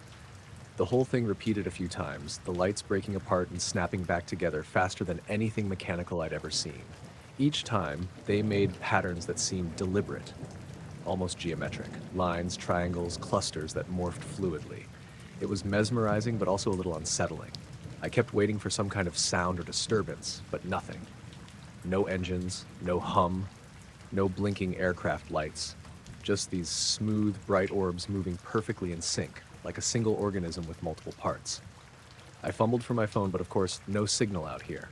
I tried to take a picture, but the light was too faint to show up clearly, and the camera couldn't catch the quick movements anyway. It felt like I was watching something that was meant to be seen with the naked eye only. After a while, the formation suddenly scattered in all directions, vanishing behind the hills faster than I thought was physically possible.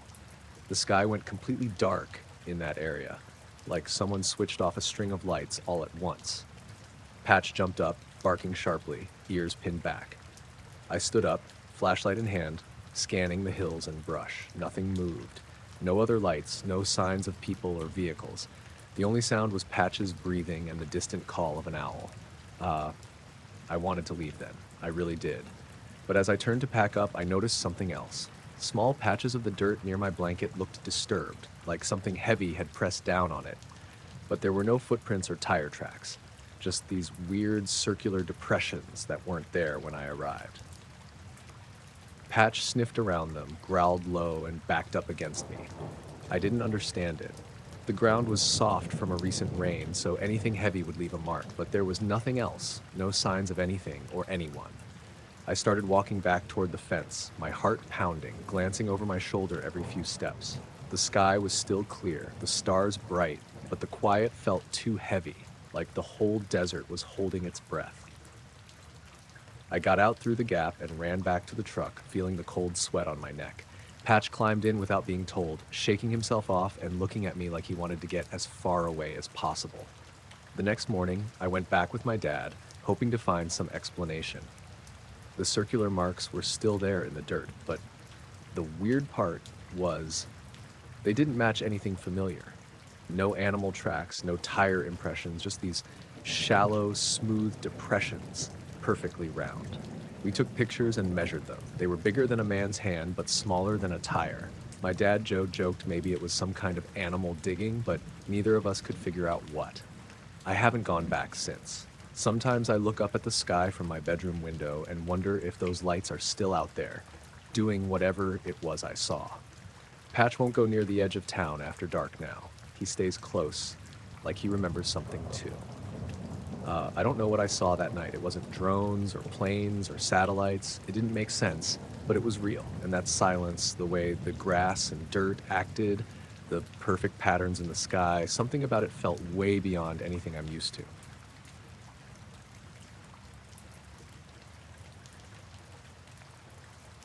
I was hiking alone one night, out in the mountains where the sky is supposed to be really clear. I'd picked a trail I hadn't tried before, just to get some distance from the usual weekend crowds. It was around midnight when I stopped at a little clearing to catch my breath, looking up. The stars were bright, way more than I was used to seeing from the city.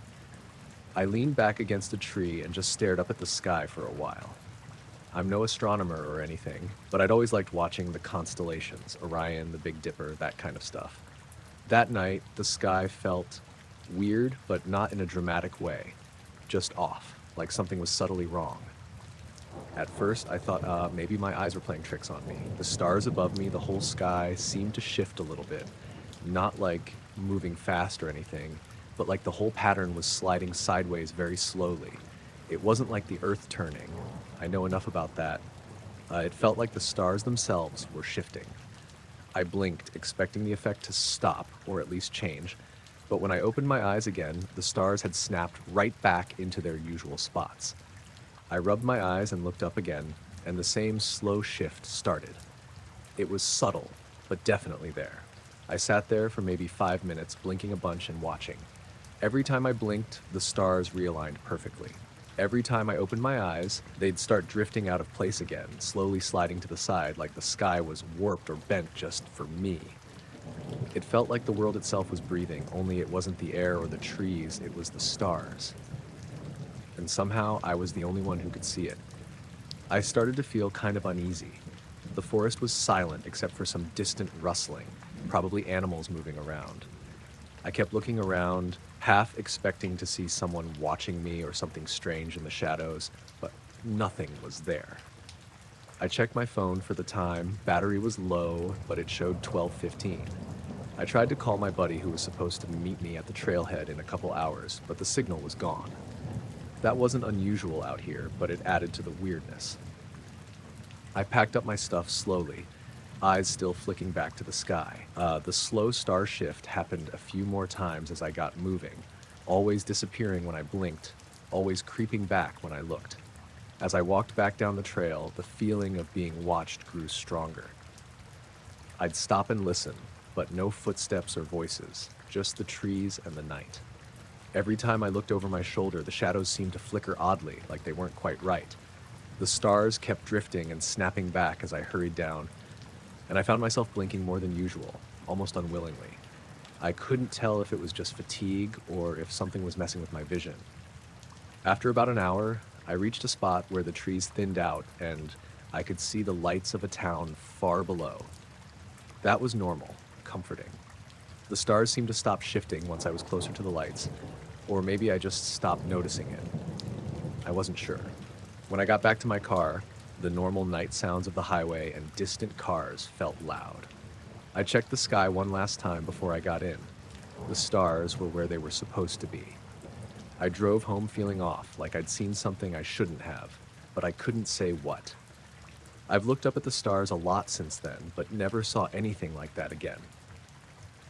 Sometimes, when I'm alone outside at night, I think I catch a glimpse of that slow shift again, but I'm not sure if it's real or just my mind playing tricks.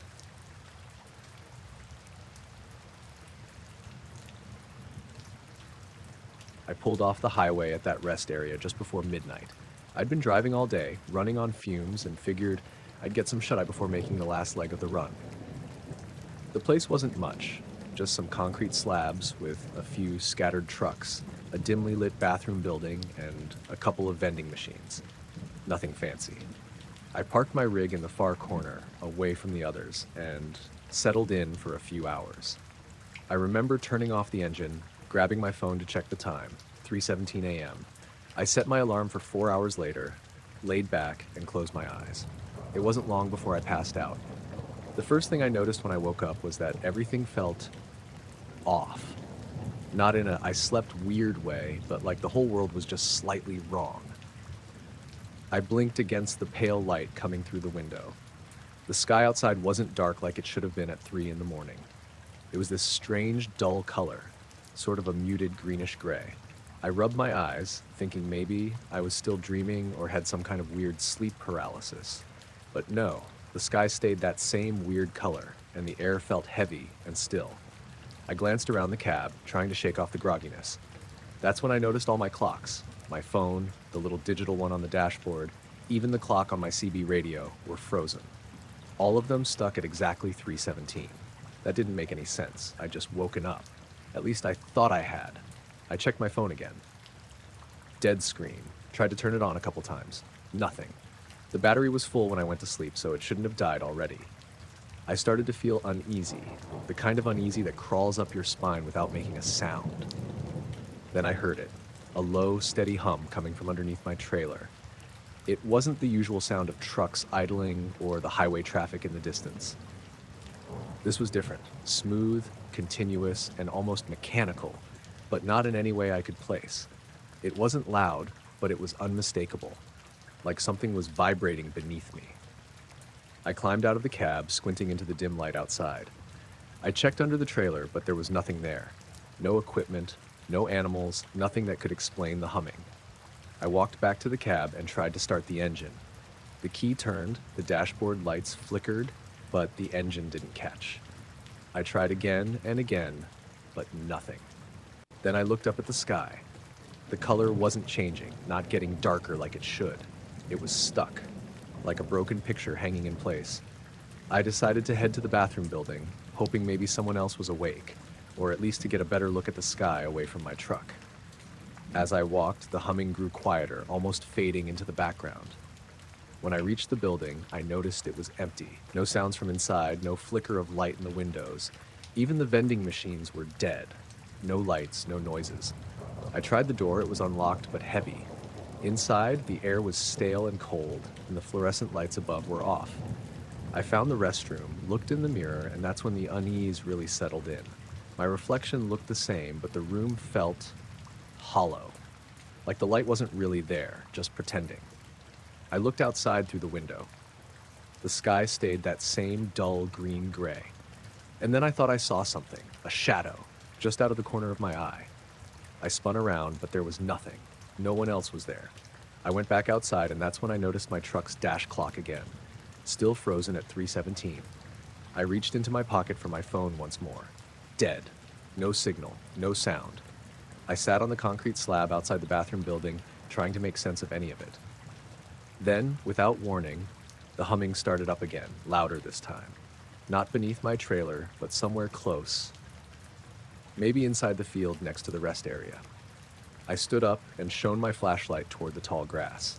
The beam caught something moving, something smooth and dark, but it slipped behind a tree before I could see what it was. I called out, but my voice sounded distant, like it was being swallowed by the still night. The humming stopped again. I stayed where I was, not sure whether to head back to the truck or try to find someone. Anyone. I finally got up and walked back toward the cab. As I got closer, the humming started again, this time steady and low, but I could feel it vibrating through the ground. I sat in the cab, trying to start the engine again. It was no use. Then I noticed something else. The little green light on the dashboard that usually blinks when the ABS is active, normally off while parked, was blinking steadily in sync with the humming. I reached down and turned off the ignition completely. The light went out, the humming stopped, and the sky finally started to darken, fading back to normal night colors. I blinked a few times and everything was normal again. The clock on my phone turned back on, showing 3:19. The dash clock started moving again. I didn't stay long after that. I started the engine, and it fired up right away. I pulled out of the rest area without looking back. I told a couple of other truckers about it later, but no one had ever heard of anything like it happening there before.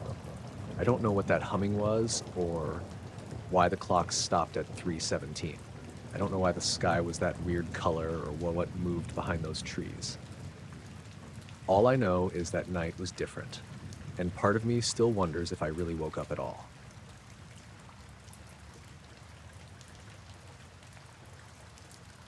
I was working the northern stretch of Mahler Ridge Preserve near the state line. This was late October, after most of the tourists and day hikers had cleared out. We had maybe 1 or 2 cars in the lot a day, if that. I liked that part of the year. Quiet trails, foggy mornings, no one leaving trash or trying to feed the deer granola bars. My patrol zone covered about 8 miles of back trail, mostly old logging roads and thick forest that the state hadn't touched in years. Dense pine, no cell service, and very little wildlife aside from the usual elk and rabbits. I'd do the loop every other day, check for washouts or illegal camps, that kind of thing. I had this dog, Maisie, Australian cattle dog mix. Smart as hell, good trail partner. She stayed close, didn't chase things, always came back on the first whistle. She knew those woods better than most people. That week, I was checking an old fire break that ran along a bluff overlooking the east slope. There'd been reports of a downed tree blocking the path, so I brought the little UTV out, parked it just before the narrowing, and hiked the rest. About a mile in, Maisie stopped dead. She didn't growl or bark, just froze. One paw up, ears forward, staring into the trees off the right side of the trail. I thought maybe she'd spotted a deer, but she didn't move. Didn't sniff. Just stood there. I gave her a nudge with my boot. "Come on," I said. Nothing. Then I noticed the birds had gone quiet. It's one of those things you don't pick up on at first, just this heavy, blank silence. No wind, no insects, no distant woodpeckers, just nothing. I looked where she was looking. Nothing there. Just dark trees, a little underbrush, some moss-covered boulders. I took a few steps to the tree line and she backed up. Full body back pedal, tail down. I'd never seen her do that before. Not with bears, not with snakes. I said her name again, quieter this time. She sat down in the middle of the trail and wouldn't go any farther. I figured maybe there was a scent she didn't like, so I clipped her leash on and left her tied to a trail marker while I walked a bit further in to clear my head. That part of the forest, about 20 yards past where she stopped, felt different. It's hard to explain. The air was still but thick, like walking into a room right after someone's been in a fight. The trees looked the same, but the light changed. Like the sky dimmed slightly, even though there weren't any clouds. I walked maybe another 50 feet in before I realized something else. No tracks. No birds, no squirrels, no broken branches, no scat. The ground was undisturbed. I don't just mean no people, I mean nothing. Like nothing had walked through that patch of forest in a long time. I crouched down and touched the soil. It wasn't frozen, but it felt wrong. Too dry. Like the top layer had been cooked and then left to sit. I stood up, and that's when I heard it.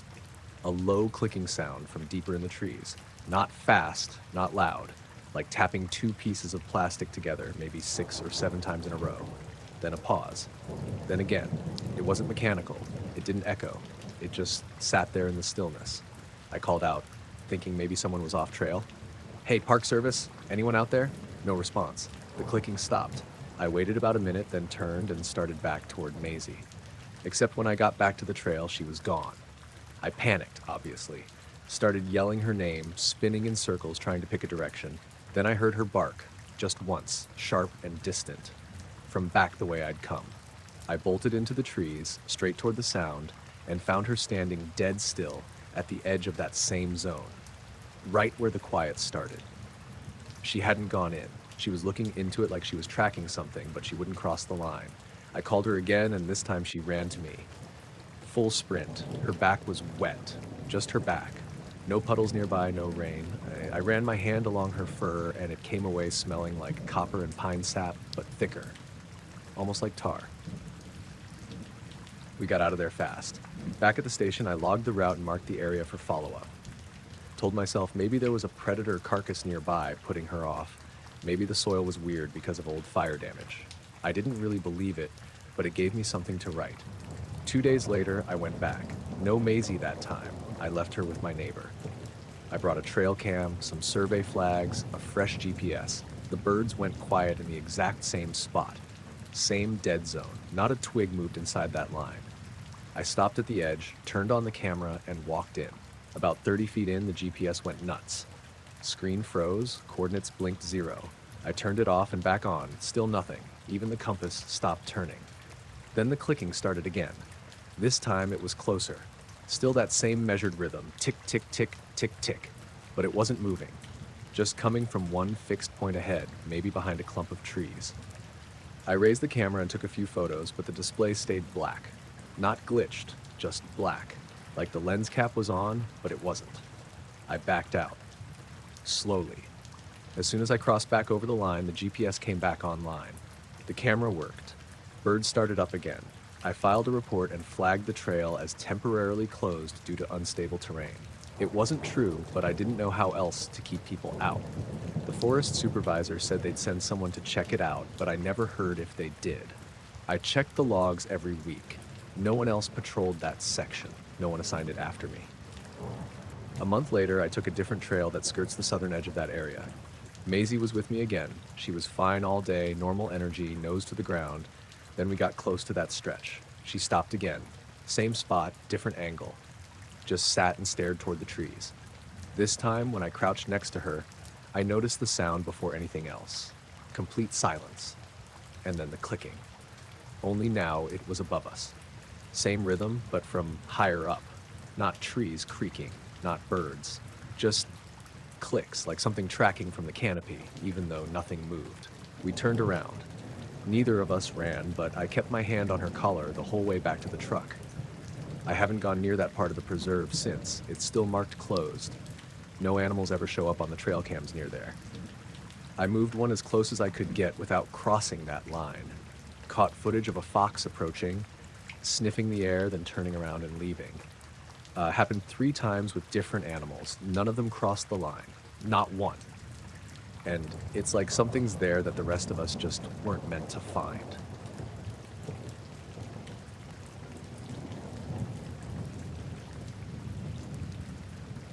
I got up that morning around 4:40. I usually wake up early without an alarm, but that day I'd slept hard and woke up kind of disoriented, like I'd come out of a really deep nap. The sky was still dark and everything felt a little off. I remember the way the light from the hallway looked under the bedroom door, sort of dimmer than usual, just strange. I threw on boots and a hoodie and went out like I always do, just to check on the cows and make sure nothing had gotten into the pasture overnight. It's something I've done for 20 years, same order every day. Coffee, boots, check the field. When I opened the back door and stepped onto the porch, it was dead quiet. No birds, no bugs, not even the usual rustle of wind through the trees.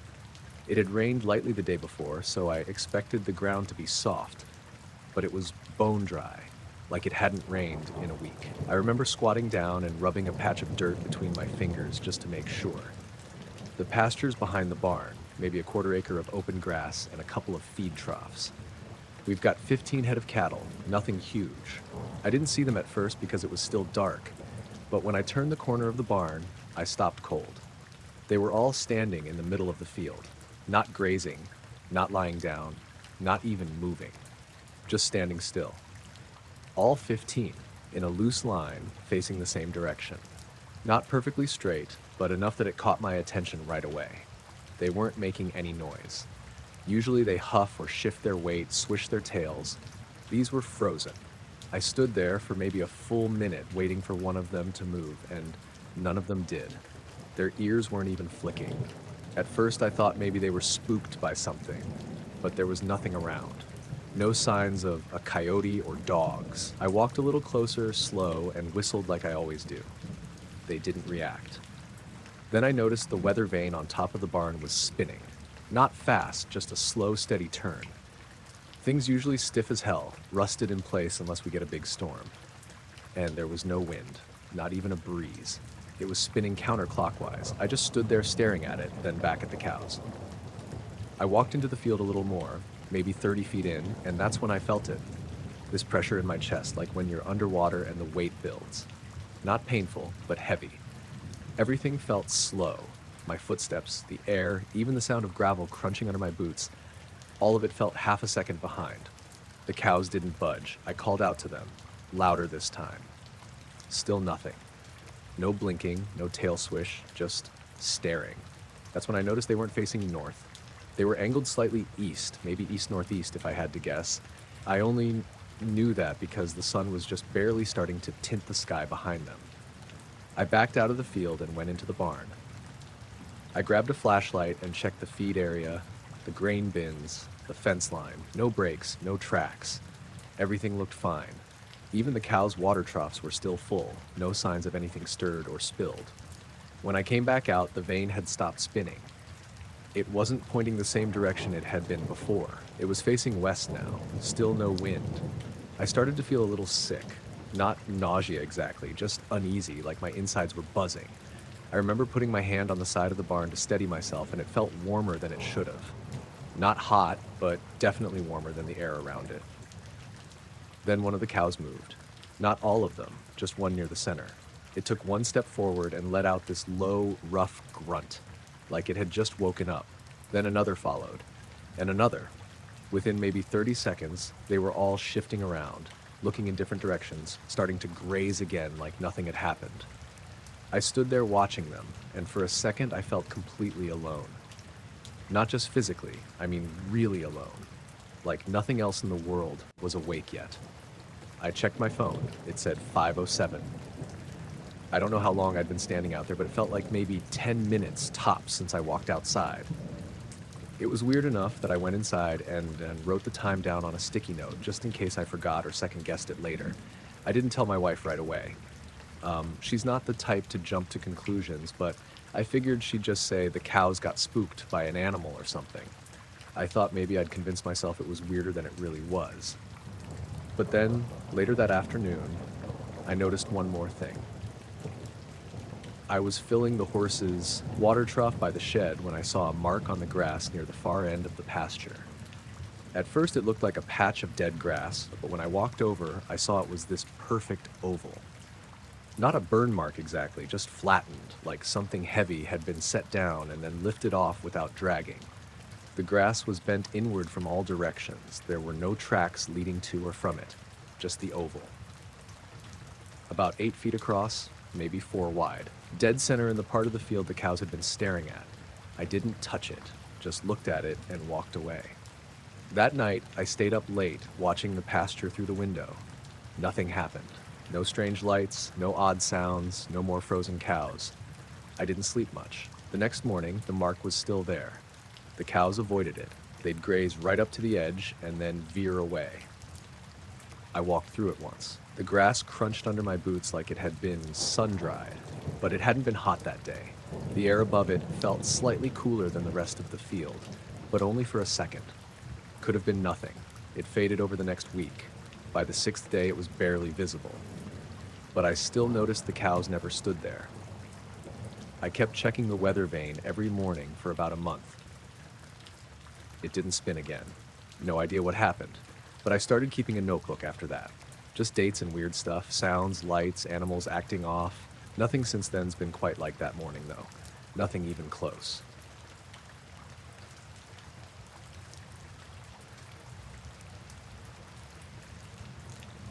We'd been at the cabin for a few days, just the three of us. Me, my wife, and our son, Jake. It's out in the middle of nowhere, really remote. No cell service, just the kind of place where you drive for miles through dense woods to get there. We liked it for the quiet, away from everything. The plan was to disconnect, relax, and let Jake run around without worry. The first couple of nights were normal, nothing weird. Just the usual sounds, crickets, wind in the trees, the occasional owl. But the third night, something happened that I've been trying to figure out ever since. We were sitting outside around the fire pit. Jake was roasting marshmallows, and my wife and I were just talking, sipping some coffee. The sky was clear, and the stars were bright because there's no light pollution out there. It was peaceful, exactly what we came for. Suddenly, out of nowhere, my wife pointed toward the trees on the far edge of the clearing and said, "What's that?" I looked where she was pointing, toward the thick line of firs and pines that bordered the cabin. At first, I saw nothing but darkness. Then, slowly, a light appeared, a small, glowing sphere rising just above the treetops. It wasn't like any flashlight or lantern. It was smooth, perfectly round, and emitted a soft, steady light that was white but kind of bluish at the edges. The sphere moved up, inch by inch, about 50 feet above us, just hovering there. There was no noise, no buzzing, no humming, nothing. I swear I strained to hear something, but it was completely silent except for the crackling of the fire behind me. I blinked, thinking maybe I was seeing things. My wife looked just as confused, and Jake stopped mid-toast with his marshmallow, staring wide-eyed. The sphere didn't change shape or size, it just hung there, still. We didn't move or speak for maybe a minute. I felt my stomach knot up, not in a panic, but in that slow, creeping kind of unease. The kind where your body wants to run, but your mind is stuck trying to make sense of what it's seeing. Then, without warning, it shot straight up, like a bullet. I mean, really fast, faster than anything I've ever seen. It vanished into the sky in a blink, leaving no trail, no noise, nothing. 1 second it was there, the next it was gone. We all just sat there, stunned. I looked at my watch. Only about 30 seconds had passed since it appeared. But something felt off, like time wasn't right. After a moment, Jake whispered, "Did you see that?" My wife nodded, but she looked pale. "What was that?" I had no answer. Later, inside the cabin, we tried to shake it off, but the weirdness didn't end that night. The next day, Jake found some strange marks in the dirt near the cabin's edge. They were circular, about 2 feet wide, like something had been pressed into the ground. No footprints, no signs of a person or animal dragging something, just these perfectly round indentations, spaced unevenly, leading toward the woods. We thought maybe a heavy branch fell or something, but the circles were too precise, and there was no broken wood around. That night, I woke up around 3 a.m. I couldn't sleep. Something outside felt different. I went to the window and looked out.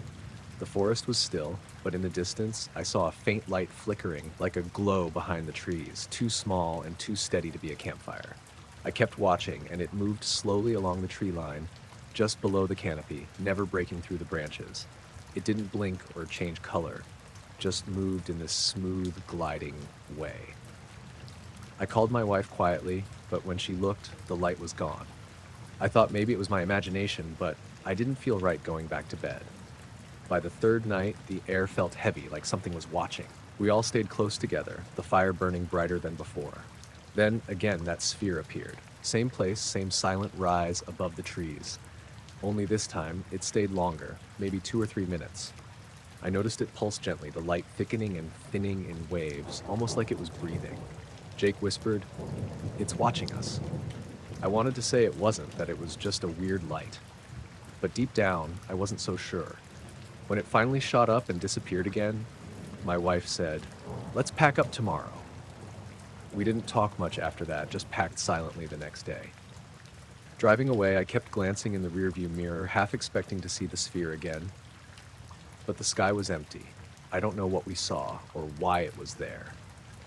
But something about those nights made the woods feel less like home and more like a place you're not supposed to be.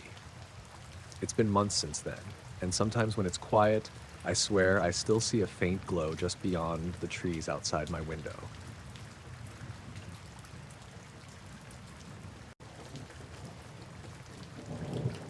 I've been flying drones for a few years now, mostly just for fun and the occasional sunset shot.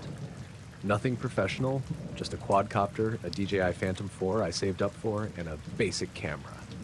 I live in a small town out in eastern Oregon, near the Blue Mountains, and the scenery around here is exactly the kind of place drone folks dream about. Wide open skies, ridges, dense pine forests, and hardly anyone around. One Saturday afternoon in late September, the weather was perfect for flying. Clear skies, just a little crisp in the air as fall was starting to settle in, but still warm enough in the sun. I decided to take the drone up near a ridge I'd been wanting to check out for months. It's called Devil's Peak by locals, though I'm not superstitious or anything. I just like the way the trees thin out near the top, and the view of the valley from there is supposed to be killer. I got my gear ready around 3 p.m., packed a small backpack with extra batteries, and called my dog, a husky mix named Rook, to come with me. He's usually a little skittish around the drone, but he loves hikes and sniffing around the forest, so I figured he'd keep me company. The trail up to the ridge isn't too long, maybe a mile or so, mostly uphill with some steep patches. Rook bounded ahead like usual, stopping to poke his nose in the brush. When I got to a clearing a little below the ridge, I set up the drone on a flat rock and turned on the controller. Everything seemed normal. I did a quick check on the signal strength and battery percentage. Perfect. I started the motors, and the quadcopter lifted off smoothly, hovering for a moment to stabilize. Then I guided it slowly toward the ridge crest. That's when the trouble started.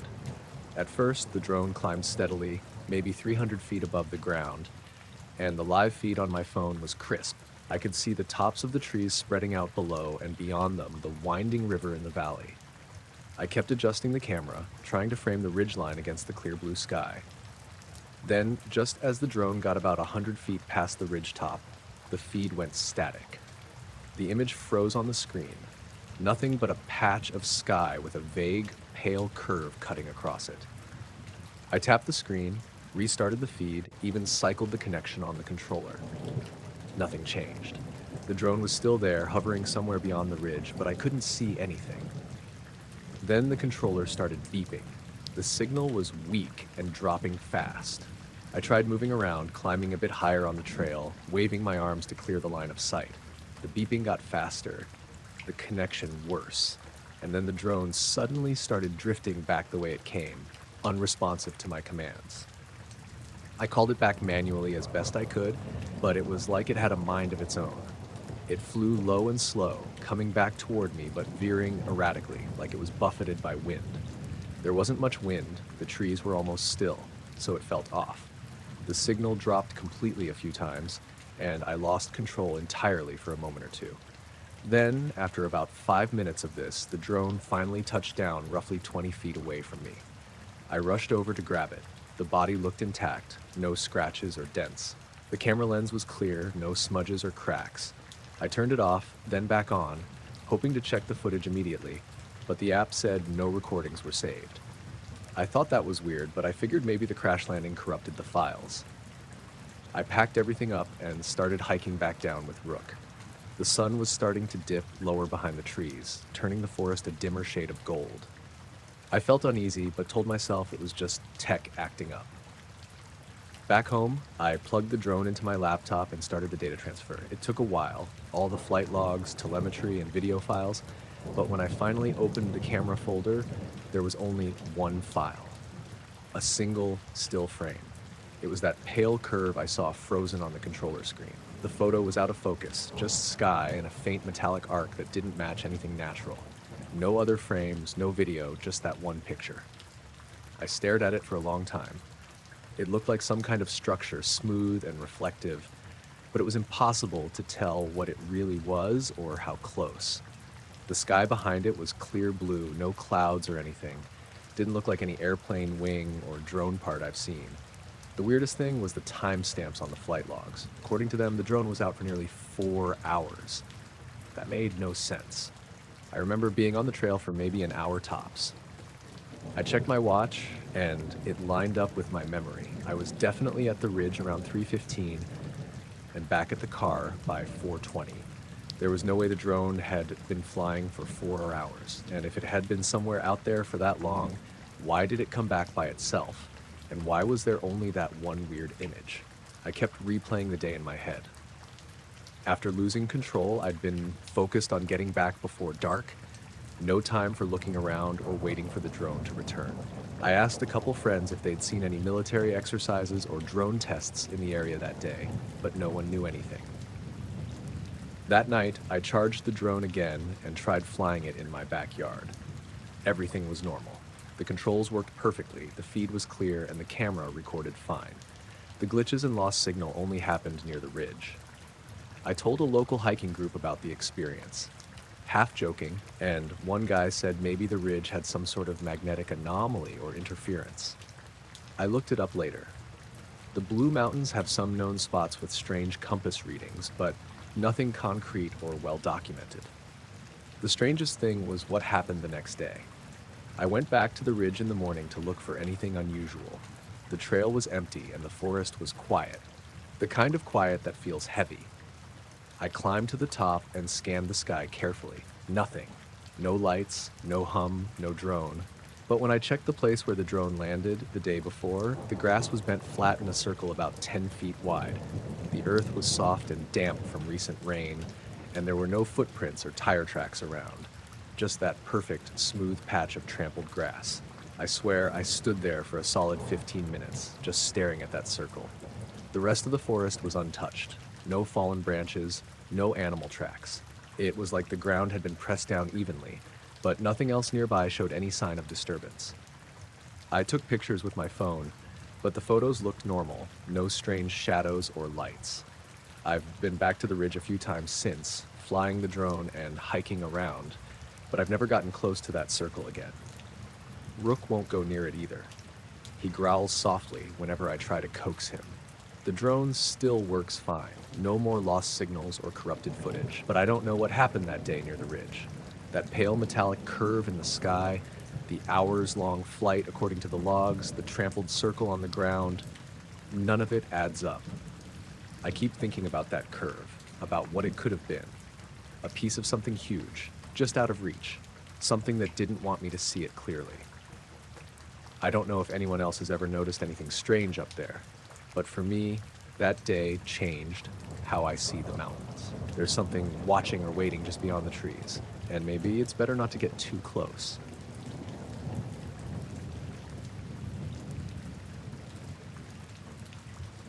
I was out in my backyard, about 10 miles outside of Flagstaff, Arizona, just like I do most clear nights. I've been into amateur astronomy for years, nothing fancy, just a decent telescope and a DSLR camera on a tripod. That night, it was a dry, cool evening with almost no wind, perfect for stargazing. I had my border collie Scout with me. He's usually more interested in chasing rabbits, but that night he seemed calm, just lying near my feet. I was testing some new camera settings on the tripod, trying to capture the Milky Way. After an hour or so of fiddling, I put the telescope away and decided to just watch the sky with my naked eyes for a bit. Then, around 11:17 p.m., something caught my attention. A really bright light moving across the sky, roughly west to east. At first, I thought it was a satellite, or maybe the International Space Station, but it was moving differently. The light was steady, no blinking, and pretty intense, brighter than any plane or satellite I'd seen in years of stargazing. I grabbed my camera, aimed it toward the light, and started recording. What was odd was how smooth it moved. No blinking lights, no noise at all. The neighborhood was quiet except for Scout's occasional sigh. I kept my eyes on the light through my camera's screen. Then it did something weird. Instead of continuing its path across the sky, it just stopped. Just froze mid-flight. No slowing down, no hesitation, just stopped. It held its position for maybe 5 seconds. Then, without any warning, it shot straight up, almost straight up from the horizon toward the zenith. It accelerated insanely fast, way faster than any commercial or military aircraft I know of. There was no contrail, no sound, no sonic boom, nothing. I was blinking, not quite believing what I was seeing. Scout looked up too, ears perked but didn't bark or run. The light disappeared into the darkness above the stars in maybe 2 seconds. I lowered the camera and stared for a long time. The sky was empty again, except for the usual stars. The whole thing probably lasted less than a minute, but I kept looking for any sign of the light coming back. Later, I checked the footage on my laptop. The brightness and the way the light moved were clear.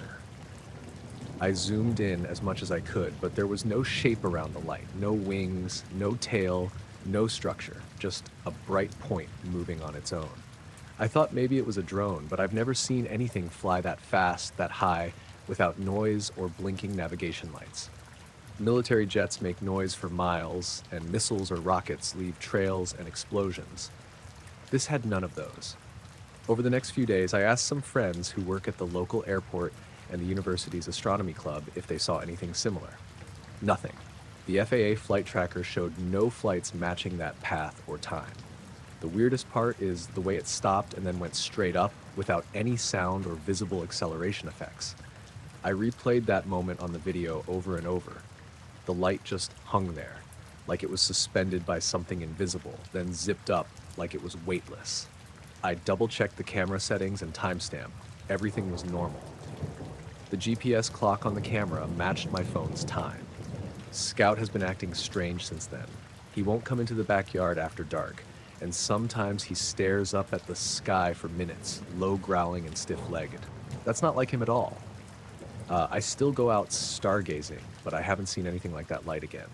And honestly, I don't know what to make of it. It didn't feel threatening or ominous, just odd. I keep telling myself there must be some logical explanation, maybe a new kind of experimental aircraft, but nobody will tell me anything. The FAA folks just shrug. Whatever it wasn't like anything I've seen before, just a bright, silent light moving on its own terms, stopping, then vanishing straight up into the sky like it didn't belong here. I don't have answers. Just that footage and the memory of a night that didn't add up.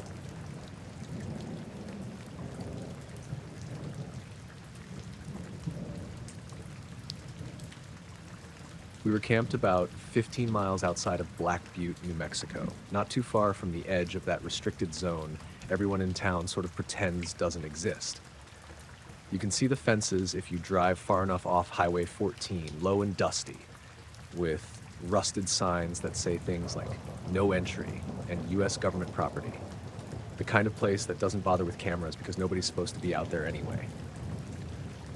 My girlfriend, Lacey, had found the campsite on some overlanding forum.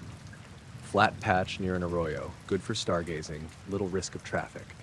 We drove out in my old Tacoma with the tent in the truck bed, her dog Hubble in the back seat.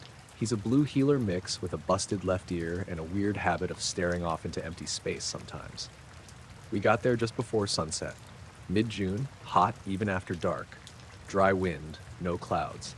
We cooked dinner on the little propane burner, beans and tortillas, nothing fancy. No phone signal out there, but that's part of why we went. Just us, the dog, and the quiet. Around 10:30, we climbed up into the tent. You could still hear the metal popping from the truck cooling down. Hubble curled up between us on top of the sleeping bags. The plan was to wake up early and hike along one of the dry riverbeds before it got too hot. I remember waking up once in the night to take a piss. Stars were still out. Sky was so clear it looked fake, like paper with holes punched through it. I stood behind the truck to get some cover from the wind, but it was dead still, just warm and quiet and open in every direction. I didn't notice anything weird then. The weird stuff started when we woke up. It was maybe 6:30 in the morning. Sky already turning white-blue, not a cloud anywhere. I unzipped the tent and noticed right away that the truck doors were open. All four of them. Just wide open, like someone had parked and forgotten to close anything. Driver, passenger, both rear doors. At first I figured I'd somehow forgotten to lock them, and maybe the wind caught one and it swung the others open, but there was no wind. And even if I'd left one door ajar, I definitely hadn't left all four wide open like that. Lacey leaned over me and said, "Did you get something from the truck last night?" I said no. She shook her head slowly and pulled on her boots. Hubble jumped down and started pacing circles in the dirt near the front bumper, nose low to the ground. Then he just stopped, sat, and stared at the open passenger door like he was waiting for something to come out of it. I walked around the truck. Seats were untouched, nothing missing. Cooler was still full, glove boxes closed, Nothing torn or broken. The keys were still in my bag in the tent. But the ground around the truck was completely smooth, just our footprints from the day before. No fresh prints, no tire marks, no drag marks, no animal tracks, nothing. It was sand, not hard-packed dirt. Anything heavier than a rabbit would have left something. Even Hubble's prints from that morning stood out clear. But around the truck, nothing. Lacey checked the cooler and said, "Even the food's still here." We both just stood there for a while. I kept looking up like I expected to see something above us. A drone, a balloon, whatever. There was nothing, just that still blue sky. We broke camp pretty fast after that, didn't even cook breakfast, I just wanted to get moving. But as I was rolling up the tent, I saw something off in the distance, maybe 200 yards east near the edge of the arroyo. There was a post sticking out of the sand. Just a wooden fence post, maybe 3 feet high, looked like part of an old ranch line or something. I walked over to check it out. It wasn't old. The wood looked new, like freshly cut, no weathering, no cracks, and it was stuck in the ground at an angle like it had been jammed in quick. At the top, someone had wrapped a strip of what looked like tin foil around it. Not commercial foil, rough cut like it had been torn by hand. I didn't touch it. I just looked at it for a minute and then walked back. We left by 7:15. Halfway back to the highway, Lacey asked if I remembered hearing anything in the night. I said no, but she said she'd woken up once. Thought she heard a humming sound. Said it was really low, like far-off machinery or an electrical transformer buzzing. She thought it was just in her head, so she didn't wake me. Hubble wouldn't settle down the whole drive home. Usually he sleeps the second we start moving, but this time he sat upright in the back seat, staring out the window. Every so often he'd let out this low, short whine, just one at a time. Back in town, we checked the truck. Doors worked fine. Locks clicked, no issues with the latches, nothing missing, not even the gas. But the dome light was burned out. Not dim, burned. The little plastic cover over the bulb was cracked down the middle, and the bulb itself had this faint black smear inside it, like it had popped.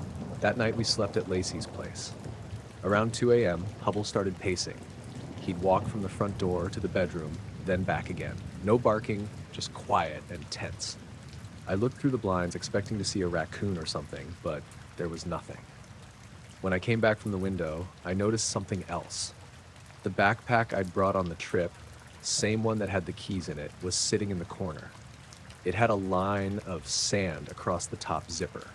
Just one line, like someone had dragged a finger through fine dirt and traced it across the fabric. I hadn't taken it out since we got back. It had stayed zipped and untouched by the door. I didn't say anything to Lacey, just brushed the sand off and shoved the pack in the closet.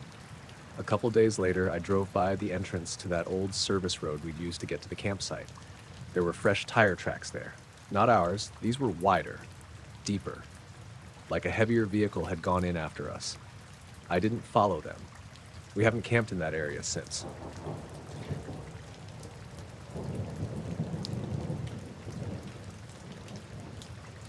I was working the night shift at a storage facility on the outskirts of Lincoln, Nebraska last fall. My name's Jake. I'd taken the job because I'd recently moved back home after college, and it was steady enough to cover bills while I figured out what to do next. The place was mostly quiet, a bunch of metal storage units lined up behind a chain link fence, and a handful of security cameras feeding to a monitor in the office where I sat. It was about 2:15 a.m. on a Tuesday when I noticed something that didn't add up. The night had been calm. The usual hum from the streetlights, a distant dog barking maybe once or twice, but otherwise, nothing. I was scrolling through footage on the monitor, killing time, when out of the corner of my eye, I saw something move in the parking lot through the big front window. At first, I thought it was just a shadow from a passing car's headlights.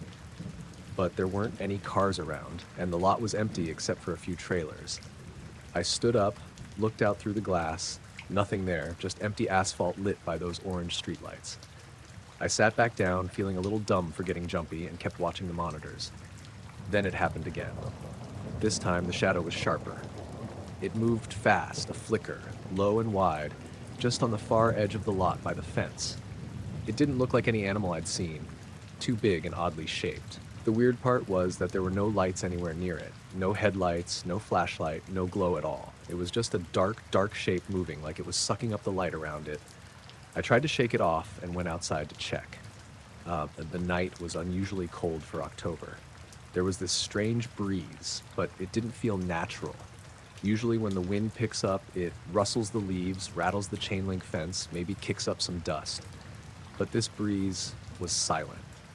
It didn't move anything. It just kind of hung in the air, cold and still.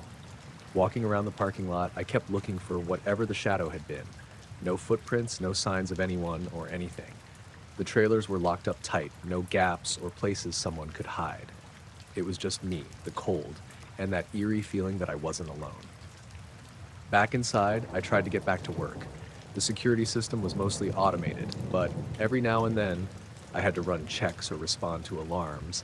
That night, nothing went off, but every so often I caught a glimpse of that shadow on the monitors, always darting just out of full view. It never came close to the cameras, just enough to be noticed. Then around 3:20 a.m., everything went quiet. I don't mean the usual quiet of night shifts. I mean like the world itself stopped making noise. The hum of the lights, the buzz of the fridge in the office, even the ticking of the clock on the wall, it all faded away. I looked out the window and saw the parking lot in complete stillness, bathed in that dull orange light. The wind was gone, the shadows frozen. Then, across the lot near the fence, a shape moved again. This time I saw it clearly, but it wasn't a person, at least not like a human. It was dark, maybe 6 feet tall, but the shape was wrong. The edges blurred, like it was bending or melting into the night. It didn't have features, no eyes, no face, no limbs I could make out. Just a blackness against the orange light. The weirdest part was how the air around it looked. It was like the heat was sucked out of a small patch of the night. I felt the cold hit me suddenly, a drop in temperature that felt deeper than the fall air. I wanted to call someone, but my phone was dead, no signal. I tried blinking, hoping it was a trick of tired eyes or shadows. When I looked back, the figure was gone. The air warmed up again, the sounds of the night slowly returned. The buzz in the office kicked back in. I sat down hard, hands shaking a bit, trying to figure out what I'd just seen. I wanted to convince myself it was a shadow, or maybe a trick with the streetlights and the fence, but it felt too real, like it was watching me. I finished my shift without anything else happening. I didn't see the shape again, and the cameras showed nothing unusual. When I told the day manager what happened, he just nodded and said, "Storage facilities attract weird stuff at night." I laughed it off, but inside I wasn't so sure. That's the thing. I don't know what it was. No footsteps, no noise, just that cold presence and the black shape moving across the parking lot. Every night since then, I keep expecting to see it again, but it hasn't come back. Sometimes, when I'm alone at night, I swear I feel like something's watching me from the shadows, but whenever I turn around, there's nothing there. Maybe it was just me. Maybe not. Either way, that night at the storage lot is one of those things I can't quite explain.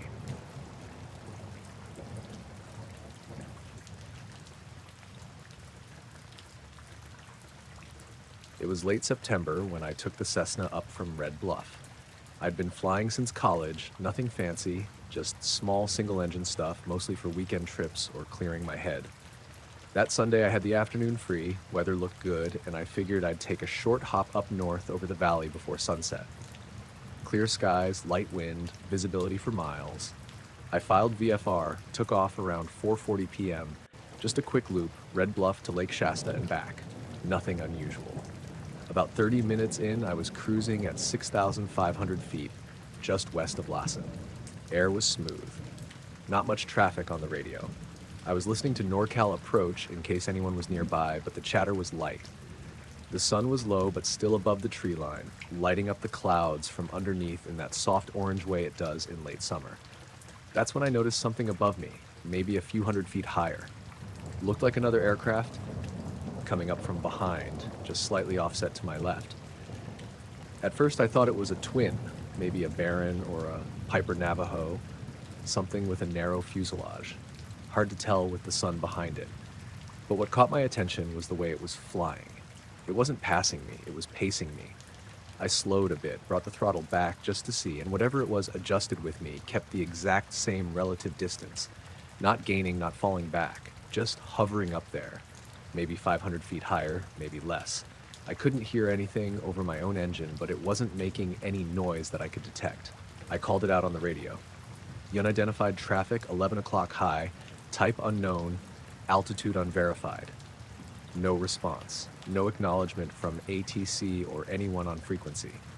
I looked up again. The shape was still there. Silhouette was weird. It didn't have visible wings, not like a fixed wing should. The body looked smooth, almost like it was molded. No rivets, no joints.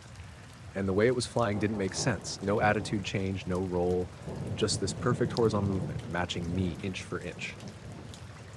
I kept watching it, trying to make sense of what I was seeing.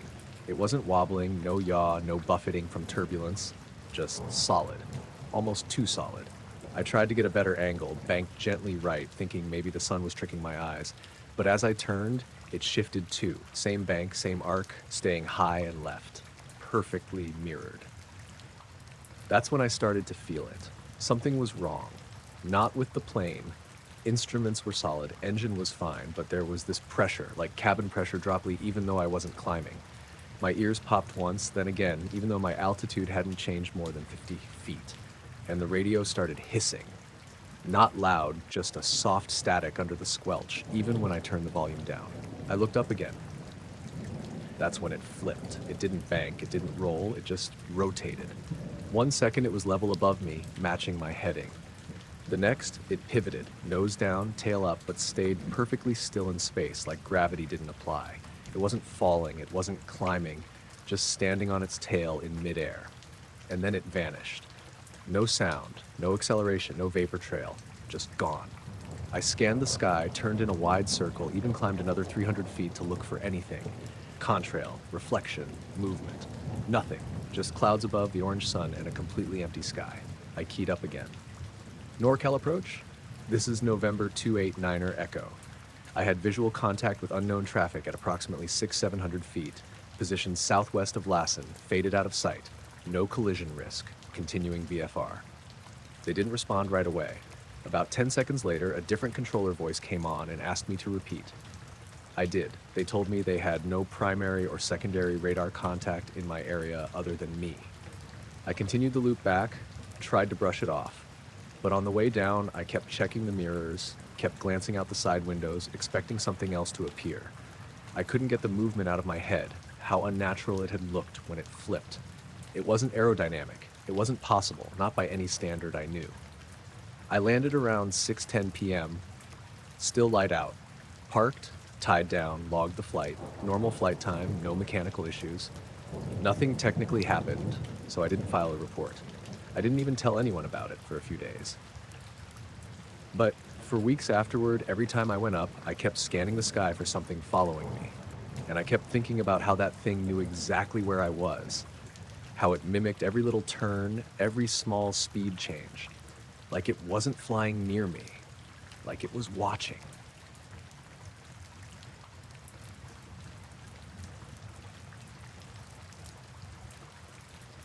I worked the graveyard shift at a small convenience store on the edge of town. Nothing fancy, just the usual late-night stuff, restocking shelves, watching the cameras, and hoping the quiet lasts. This happened a few months ago, maybe late spring, when the days start getting longer but the nights still feel cold and empty.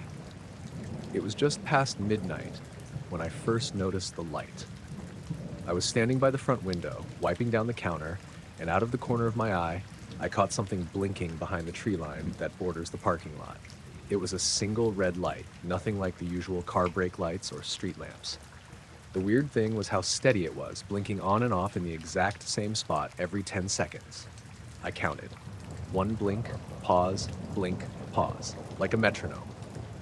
At first, I thought it was a car parked just beyond the trees, maybe someone fishing or camping nearby, but the parking lot was empty and the road out front was dead. I stepped outside, walked over to the edge of the lot where the trees started, trying to see through the branches, but the light was too deep in the woods to spot anything else. No sounds, no movement, just the red blinking light, glowing faintly between the trunks. I went back inside, thinking maybe it was some kind of hunting light or someone using a flashlight to signal. But the timing was too exact, too deliberate. It didn't feel random. The clock ticked on. Every 10 seconds, the light blinked again. I started timing it with my phone. 10 seconds, 10 seconds, always the same. It didn't speed up or slow down. It stayed perfectly regular for nearly half an hour. I tried not to stare, but it was impossible. I kept watching it from behind the counter, feeling a strange mix of curiosity and something else. Something tight, like my chest was getting squeezed. I tried calling my friend on a break, but no answer. Texted her a quick message about the blinking light, but didn't get a reply. Then, suddenly, the light moved. It didn't slide sideways or jump around like I expected. It shot straight up. Like someone flicked a switch, it started rising vertically, fast, cutting through the dark tree line. I saw it clearly against the night sky, climbing higher and higher until it vanished somewhere above the clouds. There was no noise, no engine hum, no crackle or buzz. Just that red dot rising like a flare, getting smaller and smaller, then gone. I stood frozen for a minute, not sure if I'd imagined it. I blinked, rubbed my eyes, looked back toward the trees, but the light was definitely gone. No blinking, no flicker, no sign it had ever been there. I thought about calling the cops or someone, but who would believe me? A blinking red light that moves straight up and disappears? Sounds like something from a movie. I clocked back in, trying to focus on my work, but the whole night felt off. I kept glancing out the window, half expecting the light to come back or see something moving in the shadows. A couple of hours later, near closing time, I heard it, soft footsteps on the gravel outside. Slow, deliberate. I looked up from the counter, but the lot was empty. No cars, no people. I stepped outside, heart pounding a little, and scanned the edge of the trees. Nothing, just dark shapes and the rustle of wind through leaves. I didn't want to stick around anymore. Grabbed my things, locked the doors early, and got in my car. As I backed out of the lot, I glanced in the rearview mirror. For a second, I thought I saw a faint red glow near the tree line, but when I looked again, it was gone. On the drive home, my phone buzzed. It was my friend finally replying, "Sorry, fell asleep. Everything okay?" I wanted to tell her, but the words felt strange coming out loud. I just said yeah. When I got home, I double-checked the security footage from the store. The cameras didn't pick up the light at all. Not a flicker. The timestamp showed the usual empty parking lot, nothing unusual. That was the weirdest part. If it was real, why didn't the cameras see it? I still think about that light sometimes. The steady blinking, the way it rose silently and vanished. I don't know what it was, or why I was the only one who saw it that night, but I know it was there, somewhere just beyond the trees, watching.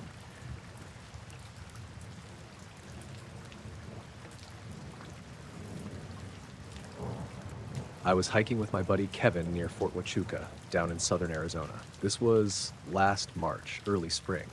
The weather was perfect, cool in the shade, warm in the sun. We'd been out a few times that season, but this trail was new to us. It was just outside the restricted zone, technically public land, but pretty remote. Kevin's the type who likes to get close to fences and see what kind of signs he can spot. He doesn't mess with them, just likes the vibe, I guess. We parked off a dirt service road around 10:30 in the morning, hiked in maybe 3 miles before we stopped for lunch. No cell service, which was expected. Kevin had downloaded offline maps, and I had a Garmin for backup. We were sitting on this rocky ridge overlooking a long wash. The land was empty. Just chaparral, low brush, and the occasional mesquite. You could see clear out to the Dragoon Mountains on one side and the base perimeter way off to the other. At some point after lunch, we noticed it had gotten really quiet. No wind, no bugs. That wasn't too weird. It happens sometimes when the sun's high, but the air felt weirdly thick. I don't know how else to say it. Like that moment before a monsoon, only the sky was clear. We were packing up when my Garmin screen went black. Kevin looked up and said, "My phone just died." I thought he meant battery died, but he still had like 80%. He pressed the power button and nothing happened. My Garmin wouldn't respond either. We pulled out our backup phones. Kevin carries an old flip phone for emergencies, and even that was dead. No power, no flicker, no restart logo. Like the batteries were just gone. We stood there for a while, just kind of confused. No electronics were working. We tried our watches, dead. My little pocket flashlight, nothing. Kevin even pulled out his camera, an old Nikon he brings sometimes. Wouldn't turn on. Then we heard this low sound. Not loud, barely audible, but deep. It wasn't wind or a plane. It felt more like pressure than noise. A low hum that came in waves. I asked Kevin if he felt it or heard it, and he just nodded. We didn't move. I don't know why. I think we were both trying to stay calm, like we were waiting for it to stop. It did, maybe 5 or 6 minutes later. Just gone. Almost immediately after, Kevin's phone buzzed. Then my Garmin lit up. Everything just came back like normal. We both kind of laughed it off at first, like maybe it was solar interference or something. We checked our phones, time was correct, battery percentage hadn't changed, but there were some new photos in Kevin's gallery. He was the one who noticed. We were standing there looking at his phone, and he said, "I didn't take these." There were 8 photos, all time-stamped between 12:41 and 12:46, which matched the window when everything was off. The first few were just blurry shots of the sky, totally out of focus, angled weird, like the phone had been tilted upward but not pointed directly overhead. Then one showed Kevin. Kind of. His shoulder, part of his neck, like someone was taking a picture from behind him at a downward angle. Then there was a picture of the dirt, just dirt and a bit of my boot. Then one that showed us both, from a distance. It was a wide shot. We were standing maybe 15 feet apart, looking in opposite directions. Kevin was adjusting his backpack, and I had my hands on my hips. It looked like it had been taken from slightly above, like from a hill or something. But there was nothing like that nearby. There were no shadows from whoever or whatever took it. I checked my own phone and saw 3 new photos there too. They were less clear, but the last one was a shot of Kevin walking ahead of me. Only I don't remember that happening. The trail in the picture curved left through a narrow canyon. I swear we never went that way. We stood there going through our galleries trying to piece it together. The timestamps made sense, but the photos didn't. We weren't moving during that time. Neither of us had the phones out. Kevin got really quiet. He zoomed in on one of the sky shots. In the upper left corner, there was a small white smudge. At first, I thought it was lens flare, but it had shape to it. Not sharp, more like an oval, but vertical and just barely off-center. We tried to take pictures of the same patch of sky, hoping to match the angle or spot. Nothing lined up. We checked the metadata for the photos. Everything looked normal, except the GPS tags. They were blank. Every other photo from the trip had coordinates, even the ones taken earlier that morning. These ones just had empty fields where the location should have been. We didn't stay much longer after that. We started back the way we came and didn't talk for a while. Halfway back, I glanced down at my Garmin. It showed we were half a mile east of where we should have been, like we drifted, but the terrain looked the same. I stopped and tried to line up our trail on the map with the wash we'd walked along earlier. Something was off. The scrub patterns, the layout of the rocks, it looked close but not quite right. We eventually reached the car, and everything from that point on was normal. Phone worked, car started fine, no new photos. Later that night, Kevin called me. He said he tried uploading the weird photos to his laptop, but the files wouldn't transfer. They'd open on the phone, but not on the computer. He tried emailing one to me, but the attachment failed every time. Same thing when I tried. Even screenshots wouldn't send. The moment I attached one, the messaging app would crash. Eventually, we just gave up. The next weekend, we went back to the same trailhead. We hiked the same path, tried to find the exact spot where it happened. We couldn't. The ridge was there and the wash, but nothing looked exactly like it had. It felt like we'd taken a wrong turn somewhere. Only the GPS trail said we hadn't. The photos are still on my phone. I stopped trying to send them. Every once in a while, I look at that one of us standing apart with no one else in frame. I never remember standing like that. And I don't know who took it.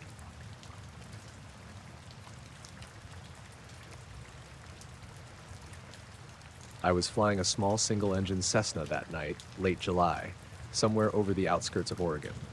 The sky was clear, air smooth, and the heat from the day was still lingering in the cabin. I'd been up for a couple hours already, doing a routine night cross-country to keep my license current, flying VFR mostly. Just me and the plane. Nothing fancy. Around 11:15 p.m., I was cruising at about 5,500 feet westbound when I noticed something out the left window. At first, I thought it was another plane, maybe a twin engine or something, but the shape wasn't right. It was dark, almost completely black against the night sky, no navigation lights, no strobes, no sound. The kind of silence you notice when everything else, the engine, the wind, sounds normal, and this just doesn't make a peep. I shifted my gaze, trying to get a better look. The thing was maybe 300 yards away, flying alongside me, matching my speed perfectly. What really got me was the angle it was holding. It wasn't just flying beside me like a normal plane would. It tilted sharply, banked hard into turns that no regular aircraft should be able to do. Smooth and steady, almost like it was slipping through the air on its own terms. I glanced down at my instruments, triple checking airspeed and altitude. No erratic readings, no turbulence, just my normal flight data. I looked back, and the shape was still there, still moving with me. I tried to radio it in. Cessna N8453P to unknown traffic. This is N8453P. Identify yourself. I hit the transmit button 3 times, but there was nothing on the other end. No call sign, no response, no static, just silence. And then, in the moment I was expecting something back, the thing disappeared. 1 second it was there, the next it wasn't. No fading, no flying off into the distance, just gone, like it never existed. That's when I really felt it. The quiet in the cockpit felt heavier, like the air was thicker. I double-checked the windows, the instruments, and even the fuel gauge. Everything was normal. My heart was beating faster than usual, but I kept it together. I radioed Portland Approach to report the sighting, but they told me no other traffic was showing on radar. No unidentified objects or blips. I gave them my position again and asked if they saw anything unusual on their scopes. They confirmed nothing, said I must have seen a private aircraft or something off radar. I tried to explain the weird angles and silence, but they just told me to stay safe and keep an eye out. The rest of the flight was quiet. I couldn't shake the feeling that something was off, but nothing else showed up. When I finally landed, I filled out an incident report with the FAA. They didn't seem interested. Mostly gave me the usual line about optical illusions or atmospheric conditions. A few days later, I talked to some other pilots at the local flying club. One of them mentioned seeing something weird on his night flight months earlier, a dark shape that moved like nothing else. He said he didn't say anything because no one would believe him. Another pilot said he heard strange static on the radio during a night leg, but never saw anything. I never saw that thing again. But sometimes when I'm flying solo at night, I catch a glimpse out of the corner of my eye, something moving just at the edge of the lights, at impossible angles, always silent. And I can't help but wonder if it's still out there, watching.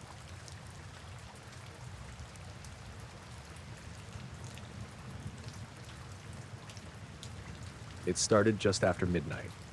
I'd been driving home from a late shift at the hospital, cruising through the outskirts of Cedar Falls, Iowa.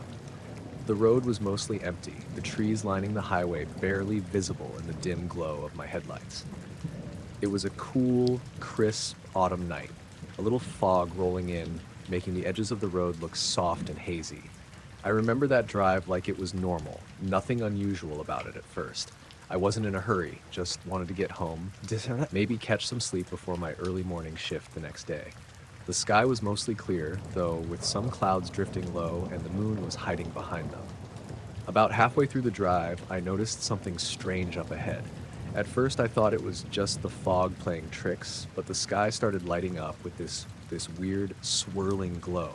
Not lightning, not fireworks, more like colored bands of light shifting and twisting. Greens and blues, mostly, but they pulsed and flickered like they had their own rhythm. It wasn't like anything I'd ever seen before, and I'm out in the country enough to catch the northern lights or storms. This was different. It was quieter, too. No thunder, no crackling. I slowed down, pulled over onto the shoulder, and stepped out of my car. The cold air hit me, fog curling around my boots. I looked up, and the whole sky above me was dancing with that strange light. It felt almost hypnotic, like the air was thick with electricity, but I could barely hear anything except the faint rustling of the trees. I took out my phone to try and record it, but the screen was flickering, and the camera wouldn't focus right. After a few seconds, the lights started to fade, melting away like smoke, and the sky went dark again. Just the regular stars, a few of them faint through the fog. I shrugged it off, got back in my car, and kept driving. I was thinking about calling my brother to tell him, but I didn't want to sound crazy. He'd probably say it was some drone show or airplane lights.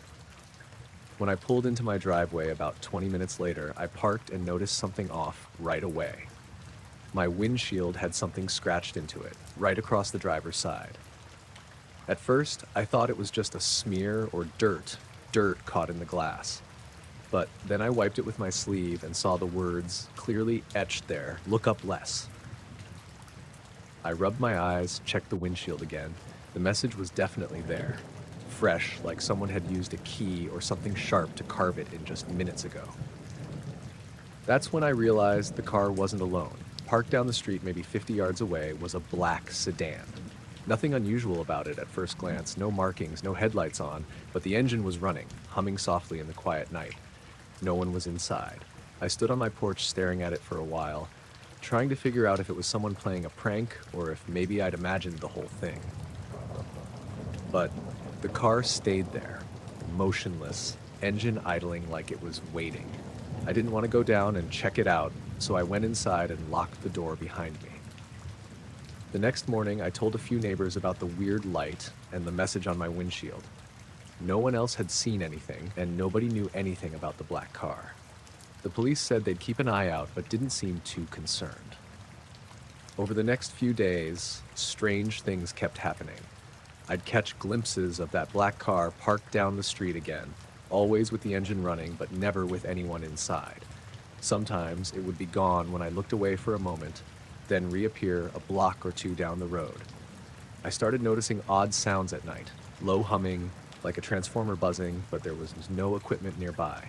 It was always faint and always seemed to be coming from the direction of the woods behind my house. One night, I woke up around 3 a.m. to a bright light flooding my bedroom window. It wasn't the usual street lamp or passing headlights. This light was steady, pure white, and it made the whole room glow like midday. I sat up, heart pounding, and looked outside, but the street was empty. The black car was gone, too. I got dressed and went outside to check. The fog was thicker now, hanging low around the trees, and the street was eerily silent. I walked down to where the black car had been, but there was no sign of it anywhere. The next morning, I found another message, this time scratched into the bark of the old maple tree in my front yard. Just 2 words: "Stop watching." I didn't tell anyone about the tree. I figured it was some kid messing around, but the handwriting looked almost the same as the windshield message, jagged but deliberate. That afternoon, I drove around the neighborhood to see if anyone else had seen something. A few neighbors said they'd noticed strange lights in the sky lately, but didn't know what to make of them. One guy said his dog had been acting weird, barking at nothing for hours. After that, I started feeling watched. Not like someone was hiding behind bushes or spying with binoculars. More like a presence I couldn't see, just out of the corner of my eye. I kept catching shadows in the street lamps that weren't mine, and sometimes when I looked out my kitchen window late at night, there'd be a faint glow behind the tree line. I stopped going outside after dark. One night, I thought I heard footsteps crunching in the leaves outside my back door. I peeked through the blinds and saw nothing but the empty yard. The wind had picked up, and the branches scratched against the window. I tried to call a friend, but got no answer. The next day, I found my phone's battery dead, even though I'd charged it fully the night before. The signal was weak, like I was in a dead zone, even though my house usually had full bars. The more I tried to make sense of it, the more disconnected everything felt. Time slipped weirdly, like some hours passed faster than others. Sometimes I'd glance at the clock and swear it had jumped ahead by 10 or 15 minutes. I thought about calling the police again, but didn't want to sound paranoid. A few nights later, I was sitting on my porch, smoking a cigarette, when the black car rolled slowly down the street. Headlights off, engine quiet. It stopped in front of my house and just sat there for a long minute. No one got out. I stared back, heart thumping, and the car finally pulled away, disappearing into the fog. After that, the messages stopped and the lights faded from the sky. The black car didn't show up again. I went back to normal routines, but sometimes when I'm driving home late or sitting alone outside, I feel that same quiet watching feeling creep back in. It's subtle, like a soft pressure on the back of my neck. I've checked my windshield and the tree. The scratches have all but faded. I don't know who or what left those messages, or why that car kept showing up. I don't know what the lights were or what it meant when they said, "Look up less." But something was there, something I still don't fully understand.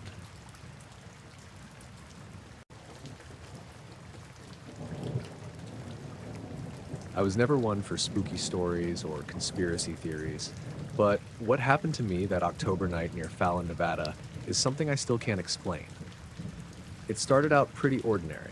Me, a flashlight, and a decommissioned missile silo that's been closed for decades. I'm Jake, by the way, and I'm a bit of an urban explorer. Not the kind who breaks into places for thrills, but someone who's interested in abandoned sites with a little history. The silo was a few miles outside Fallon, tucked away in some scrubland.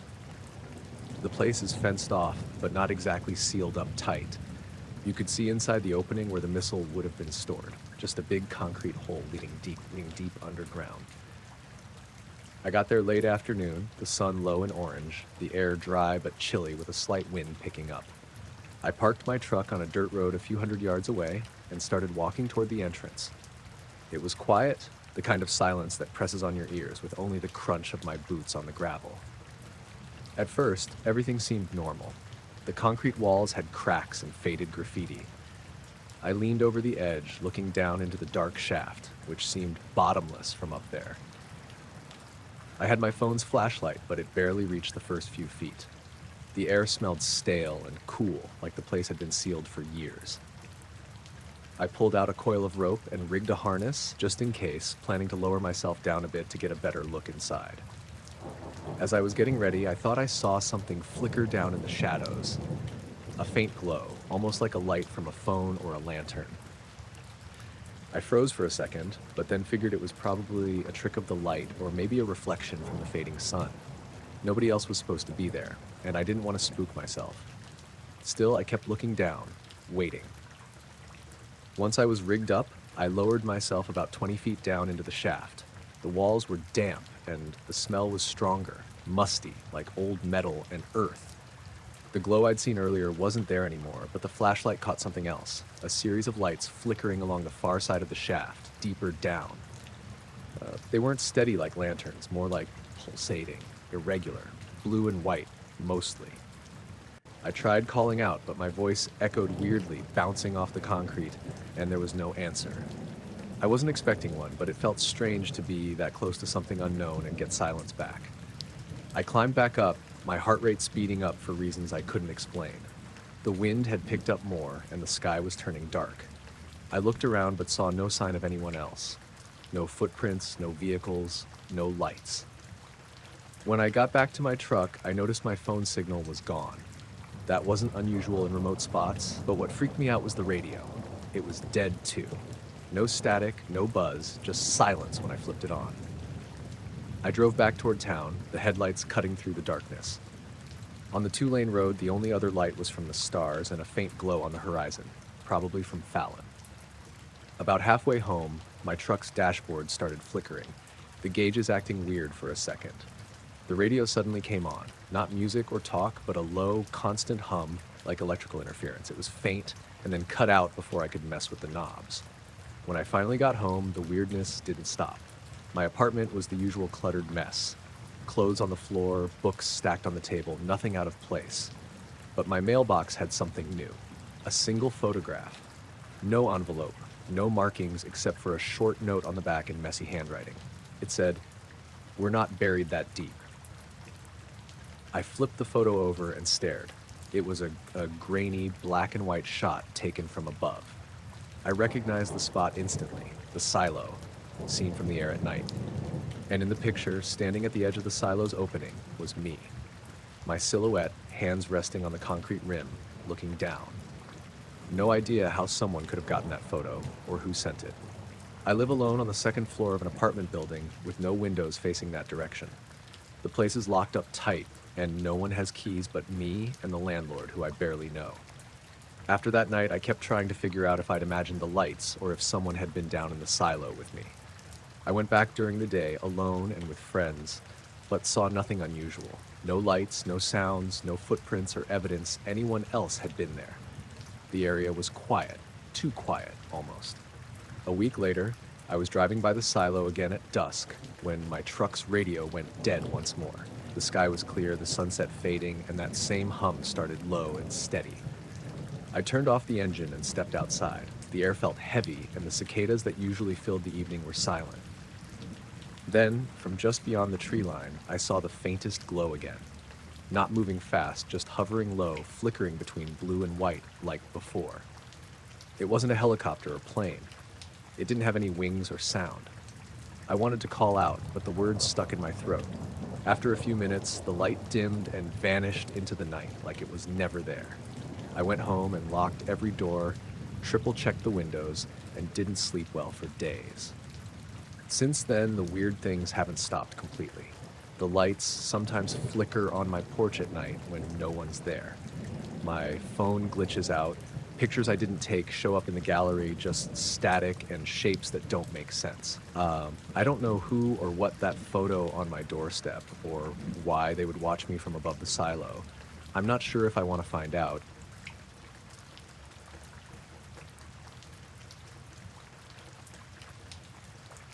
The clearing was silent except for the faint hum of cicadas and the rustle of dry leaves. I'd been out there since dawn, walking the perimeter, taking notes on the bear activity around this part of the forest. It was late September in northern Minnesota, and the air had that crisp edge that meant fall was creeping in but hadn't quite settled yet. I was used to the quiet, but that morning felt different, like something had shifted. I was about to pack up and head back to the research station when I noticed something strange in the clearing. A series of perfectly round scorch marks in the dirt, arranged in an odd pattern. They were about 2 feet across each, maybe 6 or 7 of them in a rough circle about 15 feet in diameter. The marks were deeply embedded in the earth, the soil beneath blackened and cracked, but oddly no trees or plants seemed to have been affected around the edges. No branches snapped, no leaves burned, just those scorch marks, clean and symmetrical, like someone had pressed a giant, hot cookie cutter into the ground.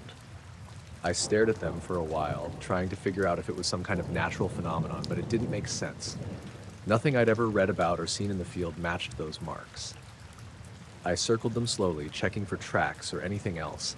No footprints, no tire marks, no signs of campfire or human activity. Just the scorched earth. I took photos, made sketches, and took samples of the soil. I flagged the location on my GPS and radioed back to the station with a brief description. The team thought it might be some kind of lightning strike or an animal marking territory, but the shape and symmetry didn't fit. The forest that day was quiet, too quiet, and I felt like I was being watched. I kept looking over my shoulder, but there was nothing there. A few days later, just after lunch, there was a knock on the station's door. It was one of those old research cabins, nothing fancy. Wood walls, a small kitchen, a single room where I did my work. I wasn't expecting visitors, so I opened the door cautiously. A man was standing there, tall, wearing a plain black suit that looked out of place in the middle of the woods. No badge, no name tag, nothing identifying him. His eyes were dark and steady, and when he spoke, his voice was flat but calm. "I'm interested in patterns in non-human behavior," he said. That was it. No small talk, no introduction, just that line. I blinked, trying to place him, but he hadn't mentioned any agency or reason for being there. I told him about the scorch marks, showed him the photos on my camera. He looked at them closely but didn't react much. Then he asked detailed questions about my work, the animals I tracked, the data I collected, stuff that seemed oddly specific but not threatening. I found myself getting nervous, the way he moved, how his gaze didn't waver, like he was analyzing every word, every reaction. He didn't ask for directions or how to get to the clearing, but somehow he knew exactly where it was. I offered to take him there, partly because I wanted to get him out of the cabin and partly to see if he'd reveal anything. He declined politely, saying he had his own methods. He stayed for almost an hour, then left without another word. I watched him walk away through the trees, his steps almost too quiet for the soft forest floor. After he left, I double-checked my equipment, my locks, everything. Nothing was missing, but the feeling that something wasn't right lingered. In the days that followed, the scorch marks kept showing up in my mind. The silence of that clearing, the man's unnerving calm, the way he seemed to know things without asking. I kept going back to the clearing when I could, always looking for changes, new marks, anything unusual, but nothing ever appeared again. Still, some nights, when the wind rustled the trees just right, I swear I can hear a low hum, not like any animal or machine I know, just a faint vibration under the skin of the forest. I never saw the man again. No calls, no messages. Just that one visit and a feeling that whatever was out there wasn't interested in me, but it was watching.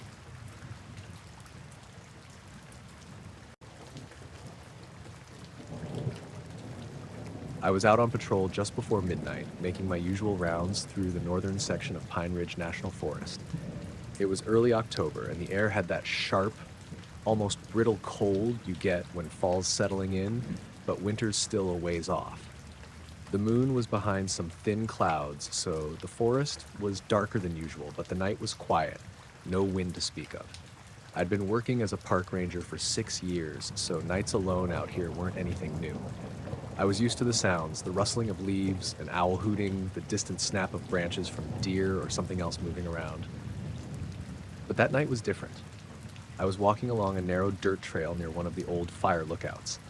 I'd stopped for a moment, checking my radio for updates, when I heard it, this sharp, cracking sound. It wasn't a gunshot or a tree branch breaking underfoot, more like a thunderclap, but closer, and somehow wrong.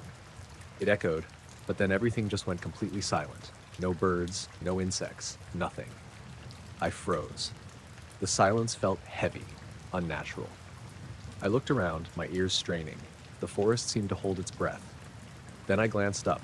Above the tree line, maybe 50 feet off the ground, there was something. It was hard to say exactly what, because it was only there for a second, maybe 2 at most, but it was definitely some kind of metallic shape. It wasn't like a helicopter or a drone. It had clean edges, smooth surfaces that caught what little moonlight there was and reflected it in sharp lines. It wasn't round or oval. It looked almost flat, like a thin panel hovering horizontally. I'm not sure how to explain the way it moved. It wasn't like something falling or gliding slowly.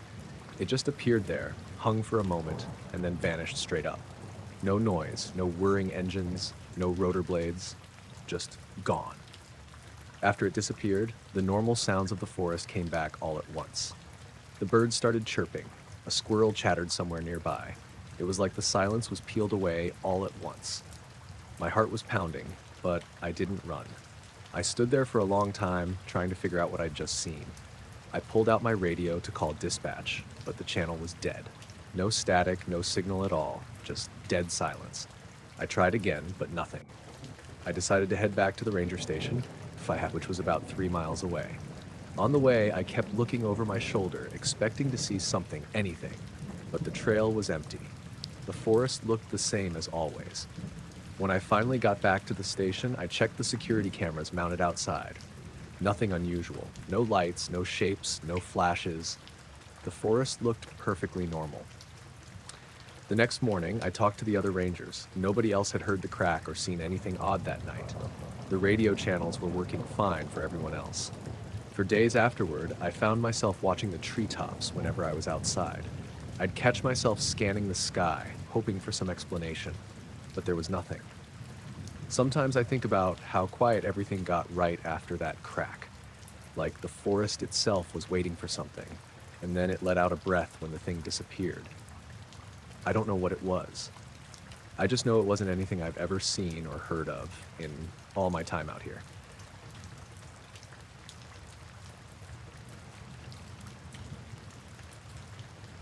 I was driving home late that night, somewhere on Highway 89 between Lake Tahoe and Truckee.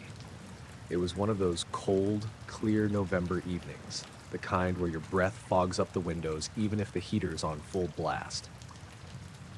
The road was mostly empty, just me and the dark trees lining both sides, shadows stretching out like fingers. I was tired but didn't want to stop. The sooner I got home, the better. Then, just as I was passing the little turnout near Donner Summit, I saw her, a woman standing by the shoulder, thumb out. She looked soaked through, wearing a soaked jacket and shivering. I almost didn't stop. This stretch is known for sketchy stuff, and I usually avoid picking up strangers, but something about her made me slow down. Maybe it was the way she looked at me, like she really needed help. I pulled over, cracked the window. "Need a ride?" She nodded quickly, getting in without much fuss. "Thank you," she said, her voice low but steady. Her name was Lisa. She didn't say much at first, just stared out the window while I drove. I glanced over a few times. She had those wide, pale eyes like she hadn't slept in days. There was a faint scent I couldn't place, almost like cold metal mixed with something sweet, but I figured it was just the wet clothes or the car. We drove in silence for a while. The heater hummed, and the tires crunched on the gravel shoulder when I adjusted speed. After about 10 minutes, I glanced at the rearview mirror, but she wasn't there. I turned my head. The back seat was empty. I froze, hand gripping the steering wheel harder than I realized. The door was still locked. The light inside the car was dim, but I could see every corner clearly. No sign she'd gotten out. The seatbelt buckle hung idle. The wet jacket she'd thrown on the seat was gone. I blinked, checked again. Nothing, but the smell was still there. That metallic scent, like a faint electric charge mixed with cold iron, lingering in the air where she'd been. I pulled over to the side, heart pounding. Looked back at the empty road, the dense trees on both sides, nothing but silence and the occasional distant hoot of an owl. I called out, "Lisa?" My voice cracked. No answer. I unlocked the doors, got out, and circled the car, shining my flashlight down the shoulder.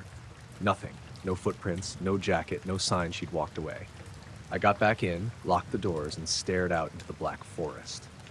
The air felt thicker, heavier, like something was watching just beyond the tree line. I wanted to call the cops, but didn't know what to say. Picked up a hitchhiker who disappeared into thin air. They'd think I was nuts. I started the car again, hands still shaking.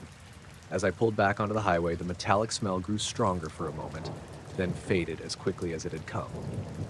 For the rest of the drive home, I kept checking the rearview mirror, half expecting to see her sitting there, but the back seat stayed empty. I pulled into my driveway at about 1:30 a.m. The house was dark and quiet.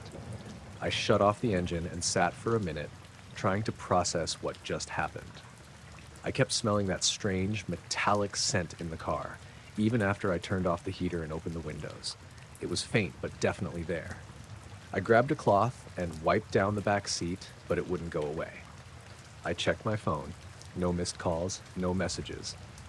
The next morning I told my sister about it. She just looked at me like I'd lost it, said maybe I was overtired or the stress was getting to me. But I kept thinking about the way Lisa looked, how scared she seemed, like she wasn't just stranded, but running from something. And the smell, that smell. Days later, I found a small patch of wetness on the floor where her feet might have rested.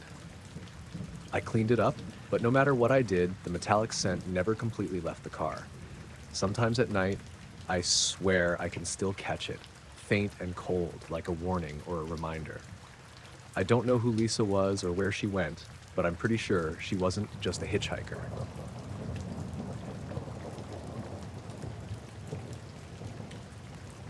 I started hiking that morning just before sunrise. It was early May and the air was crisp, maybe a bit too cold for just a long-sleeve shirt. I figured I'd warm up once I got moving. The trailhead was tucked away in the Cascades, not too far from where I grew up, but remote enough that you wouldn't expect many people. That was exactly why I picked it. The plan was simple: hike in, spend some hours alone, then come back before dark. I wasn't carrying a lot. Just a small pack with water, a granola bar, my phone, and a map. I usually didn't bother with the map since I'd been on this trail a couple times, but this time I wanted to be sure. I didn't get far before the woods closed in around me, and the sounds of the road disappeared behind. For the first hour, everything was normal. Birds chirping, the crunch of pine needles underfoot, the occasional squirrel darting away. The trail was narrow, but clear. The trees leaned in, mostly fire and cedar, their branches thick with needles. I stopped once or twice to catch my breath and snap pictures of wildflowers. The sun rose higher, sending pale shafts of light through the canopy. Then I noticed something. I was near a bend in the trail where a large cedar had fallen across the path a few years back.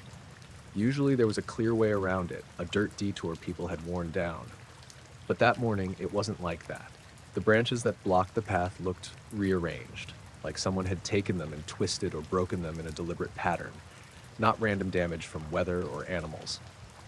The branches formed shapes I couldn't place, jagged lines and angles that felt unnatural. I crouched down, running my fingers over a broken twig. It was fresh, the sap still sticky, but no footprints around, no sign of anyone else coming through recently, just the smell of pine and moss. That's when I got the first uneasy feeling. Not fear exactly, more like confusion. Like the woods were different than they were supposed to be. I glanced behind me. The forest looked wrong, not just the branches or the broken twigs. The whole scene was off. Trees I'd seen clearly when I passed that way earlier, big old cedars leaning left, were gone. In their place, younger trees grew oddly spaced, their trunks bent and twisted at impossible angles. The moss on the rocks was different, more green, wetter, like it belonged in a rainforest, not this part of the Cascades. I blinked hard, thinking maybe it was light playing tricks. I shook my head, like trying to clear the fogginess in my mind.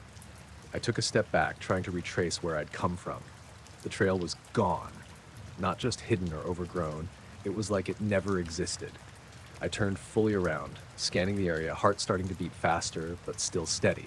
I tried calling out, hello, but the woods swallowed my voice. I reached for my phone. No signal, not even a flicker. I pulled out the map and tried to line up landmarks, but nothing matched. The trees I knew, the rock formations, the slope of the hill, all wrong.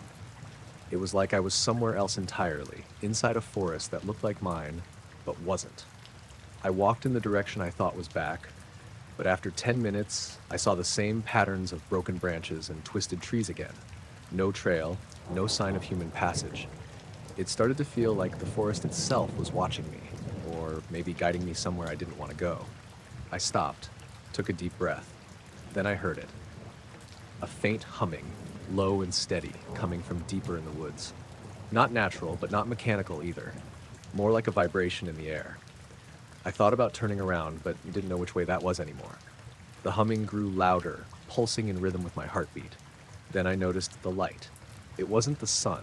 It was a pale white glow hovering behind a cluster of trees up ahead. No flames, no flicker, just steady, unnatural light. Something made me move toward it, but my feet felt heavy, like I was sinking into the soil. The branches around me began to feel sticky, like cobwebs catching on my jacket. The closer I got, the colder the air became, even though the sun was shining above the canopy. My breath was visible, thin clouds in the middle of the morning. The light was so bright now I had to squint. It hovered maybe 10 feet off the ground. The shape was vague, like a cloud of mist that held a form, an oval, almost egg-shaped but shimmering and shifting. I reached out, almost touching it, and then everything went silent. No birds, no wind, no humming. The light blinked off. The forest snapped back into normal. The trail was there. I was standing exactly where I'd been hours before, the cedar tree fallen across the path just as I remembered it. My phone buzzed in my pocket. I checked, full signal. I walked out without looking back, heart pounding but face dry. When I got home, Katie asked if I had fun. I told her, yeah. That night, I checked my phone. The battery was low, even though I'd charged it before I left. And there was a new photo in my gallery. Not one I'd taken. It was that light. The pale, shifting shape hovering just above the ground. I don't know how it got there. I don't know why I still have it. I haven't gone back. The forest looks normal from the road, but sometimes when the wind shifts just right, I swear I hear that humming again.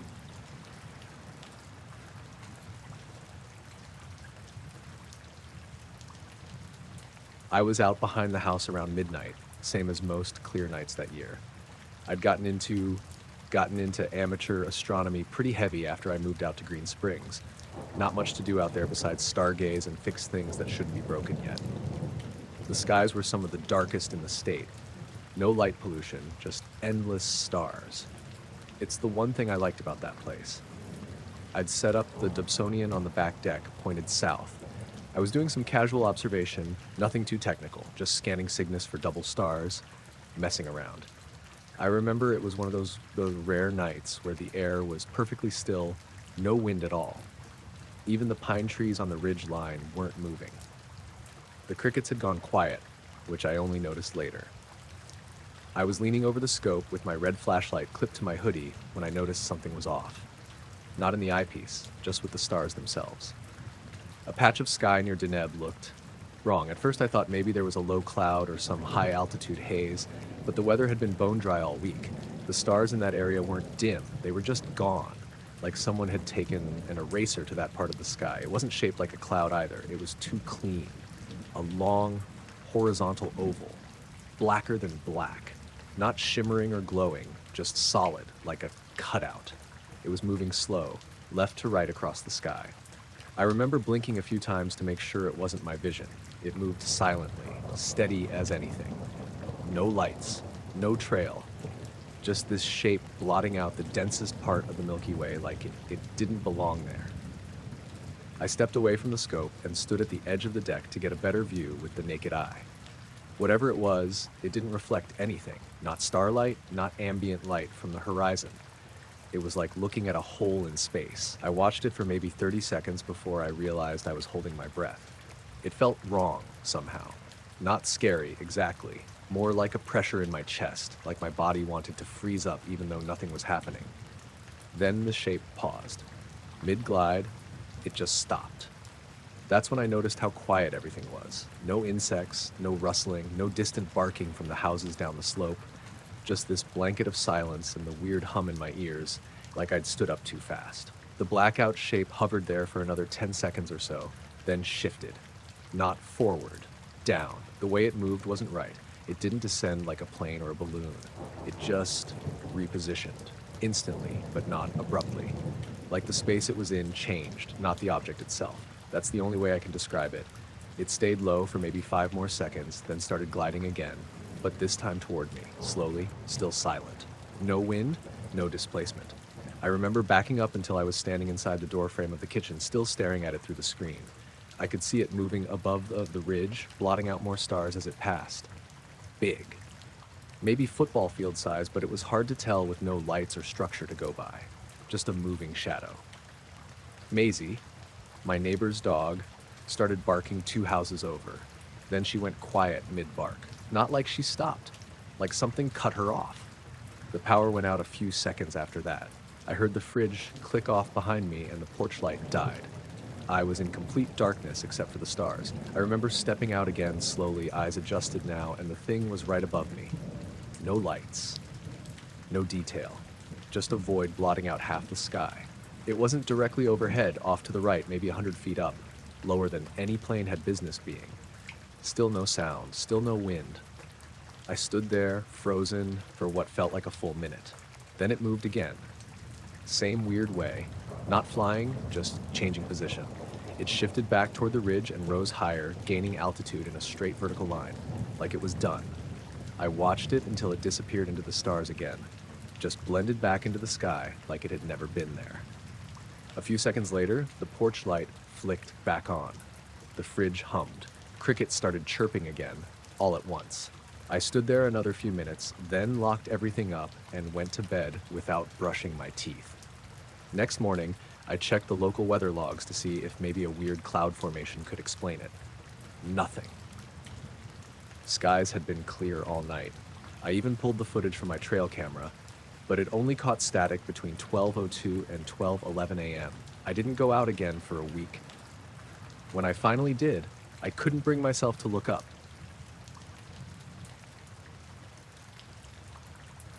I drove past Groom Lake in late March. I wasn't trying to see anything. I'd flown into Vegas for a job interview, and instead of heading straight back to Sacramento, I decided to take the long way home through Tonopah just to get off the interstate. I like weird places, I guess. Not in the conspiracy kind of way, just the quiet, middle-of-nowhere vibe. I had a dash cam running the whole trip. One of those cheap ones from Walmart, records in 5-minute loops that saves everything to a 64-gigabyte card. I bought it mostly for insurance purposes, never had a reason to really look at the footage before. Anyway, the part that matters was late afternoon. Maybe 5:30 p.m. sun was low, but not gone. I was heading south on 375, what they call the extraterrestrial highway. I'd stopped for gas and snacks at that tiny store in Rachel, then kept driving. Not much out there, just long stretches of open desert, low ridges, barbed wire, and the occasional faded warning sign. There was this one spot, maybe 20 minutes past the turnoff, where the road gets close to the perimeter. Not close enough to get in trouble, but close enough you can see the white pickup trucks sitting on the hilltops, just watching. I slowed down a little there just to look. You always hear about the camo dudes, and I figured, why not? I had time. Nothing happened. I didn't stop. Didn't get out. Just rolled by slow, maybe 30 miles an hour. I remember glancing at the hills, thinking I saw a flash of light from a windshield or maybe binoculars. It was gone fast. I kept going. Got to Tonopah around 8, got a burger, checked into a motel. That night, I plugged the dash cam into my laptop just to see if I'd caught any of those trucks in the footage. Just curious. That's when I noticed the gap. There's a 5-minute clip, timestamped 5:24 p.m., where the video looks normal. Sky's kind of golden, the desert's all flat and tan, a couple power poles passing by. Then the next clip starts at 5:29 p.m., but something's wrong. The whole screen is black for the first 14 seconds. Not fuzzy, not corrupted, just pitch black, like the lens was covered. No audio either. Then, out of nowhere, the video cuts back in like nothing happened. Road, desert, same angle, same speed. I watched it 5 times, trying to figure it out. The transition was clean. No digital noise, no jump, just 14 seconds of solid black. Everything else on the card was fine. Every other clip had clean starts and stops with audio. This was the only one with a blackout. I figured maybe the camera glitched, but it didn't skip. The timestamp didn't jump ahead, it ticked through every second, from 5:29 to 5:29:14, then the video came back like normal. The camera thought it was recording the whole time. That bothered me. A glitch would skip, right? Or freeze. But this wasn't a skip, it was just black. I thought maybe it was the sun, maybe I passed into a shadow or something. But I pulled up the GPS in satellite view, and that stretch of 375 has no overpasses, no tunnels, no tall trees, nothing. Just open sky and low scrubland. The weirdest part was that the scenery didn't change at all between the last frame before the black and the first frame after. Same power pole in the distance. Same curve in the road, like the world stopped moving for those 14 seconds. That bugged me more than anything. I went back and watched the footage from the clip before and after, just in case. In the 5-minute segment before, I noticed something subtle I hadn't caught the first time. Around 5:26, the sunlight changes for a second. Everything gets slightly dimmer, like someone turned down the brightness. Then it fades back in. It's quick. I only noticed because the shadows on the dash shifted, even though the road didn't. In the segment after the blackout at 5:30, the camera picks up this low sound, hard to describe, like a subwoofer hum just at the edge of hearing. It lasts maybe 3 seconds, then fades. I didn't hear it at the time, or if I did, I don't remember. I drove that whole stretch in one go. Never stopped. The odometer didn't show anything weird. I checked the trip log I'd been keeping. Distance matched the map. But I kept thinking about that blackout. Next morning, still in Tonopah, I drove back up the highway. I stopped at the exact stretch where the blackout happened, using the GPS coordinates from the footage. There was nothing there. No marks on the road, no tire tracks, no poles or wires or buildings. Just open dirt on either side, some scrub brush, and a fence way off in the distance. I left the dash cam running again, drove the same direction, same speed, watched the footage that night. No blackout this time. Everything recorded clean. But while scrubbing through, I saw something else I didn't expect. In the same clip, the one recorded that second day, right at 5:29 again, there's a flash frame, like a single frame, not even a second long. It's not black, it's white. Bright white. Too fast to notice unless you pause it just right. Everything goes overexposed, like someone turned on a floodlight right in front of the lens. Then it's gone. I slowed the video down. Frame by frame, there's no shape, no source, just pure white across the entire screen. Then it cuts back to normal. It doesn't happen in any other part of the trip. I stopped using the dash cam after that. I still have it, and the footage is all backed up on a drive. Every once in a while, I think about showing it to someone, maybe posting it online, but I always decide not to. There's nothing to explain. Just a clean 14-second blackout in the middle of nowhere. Then a flash the next day in the exact same place.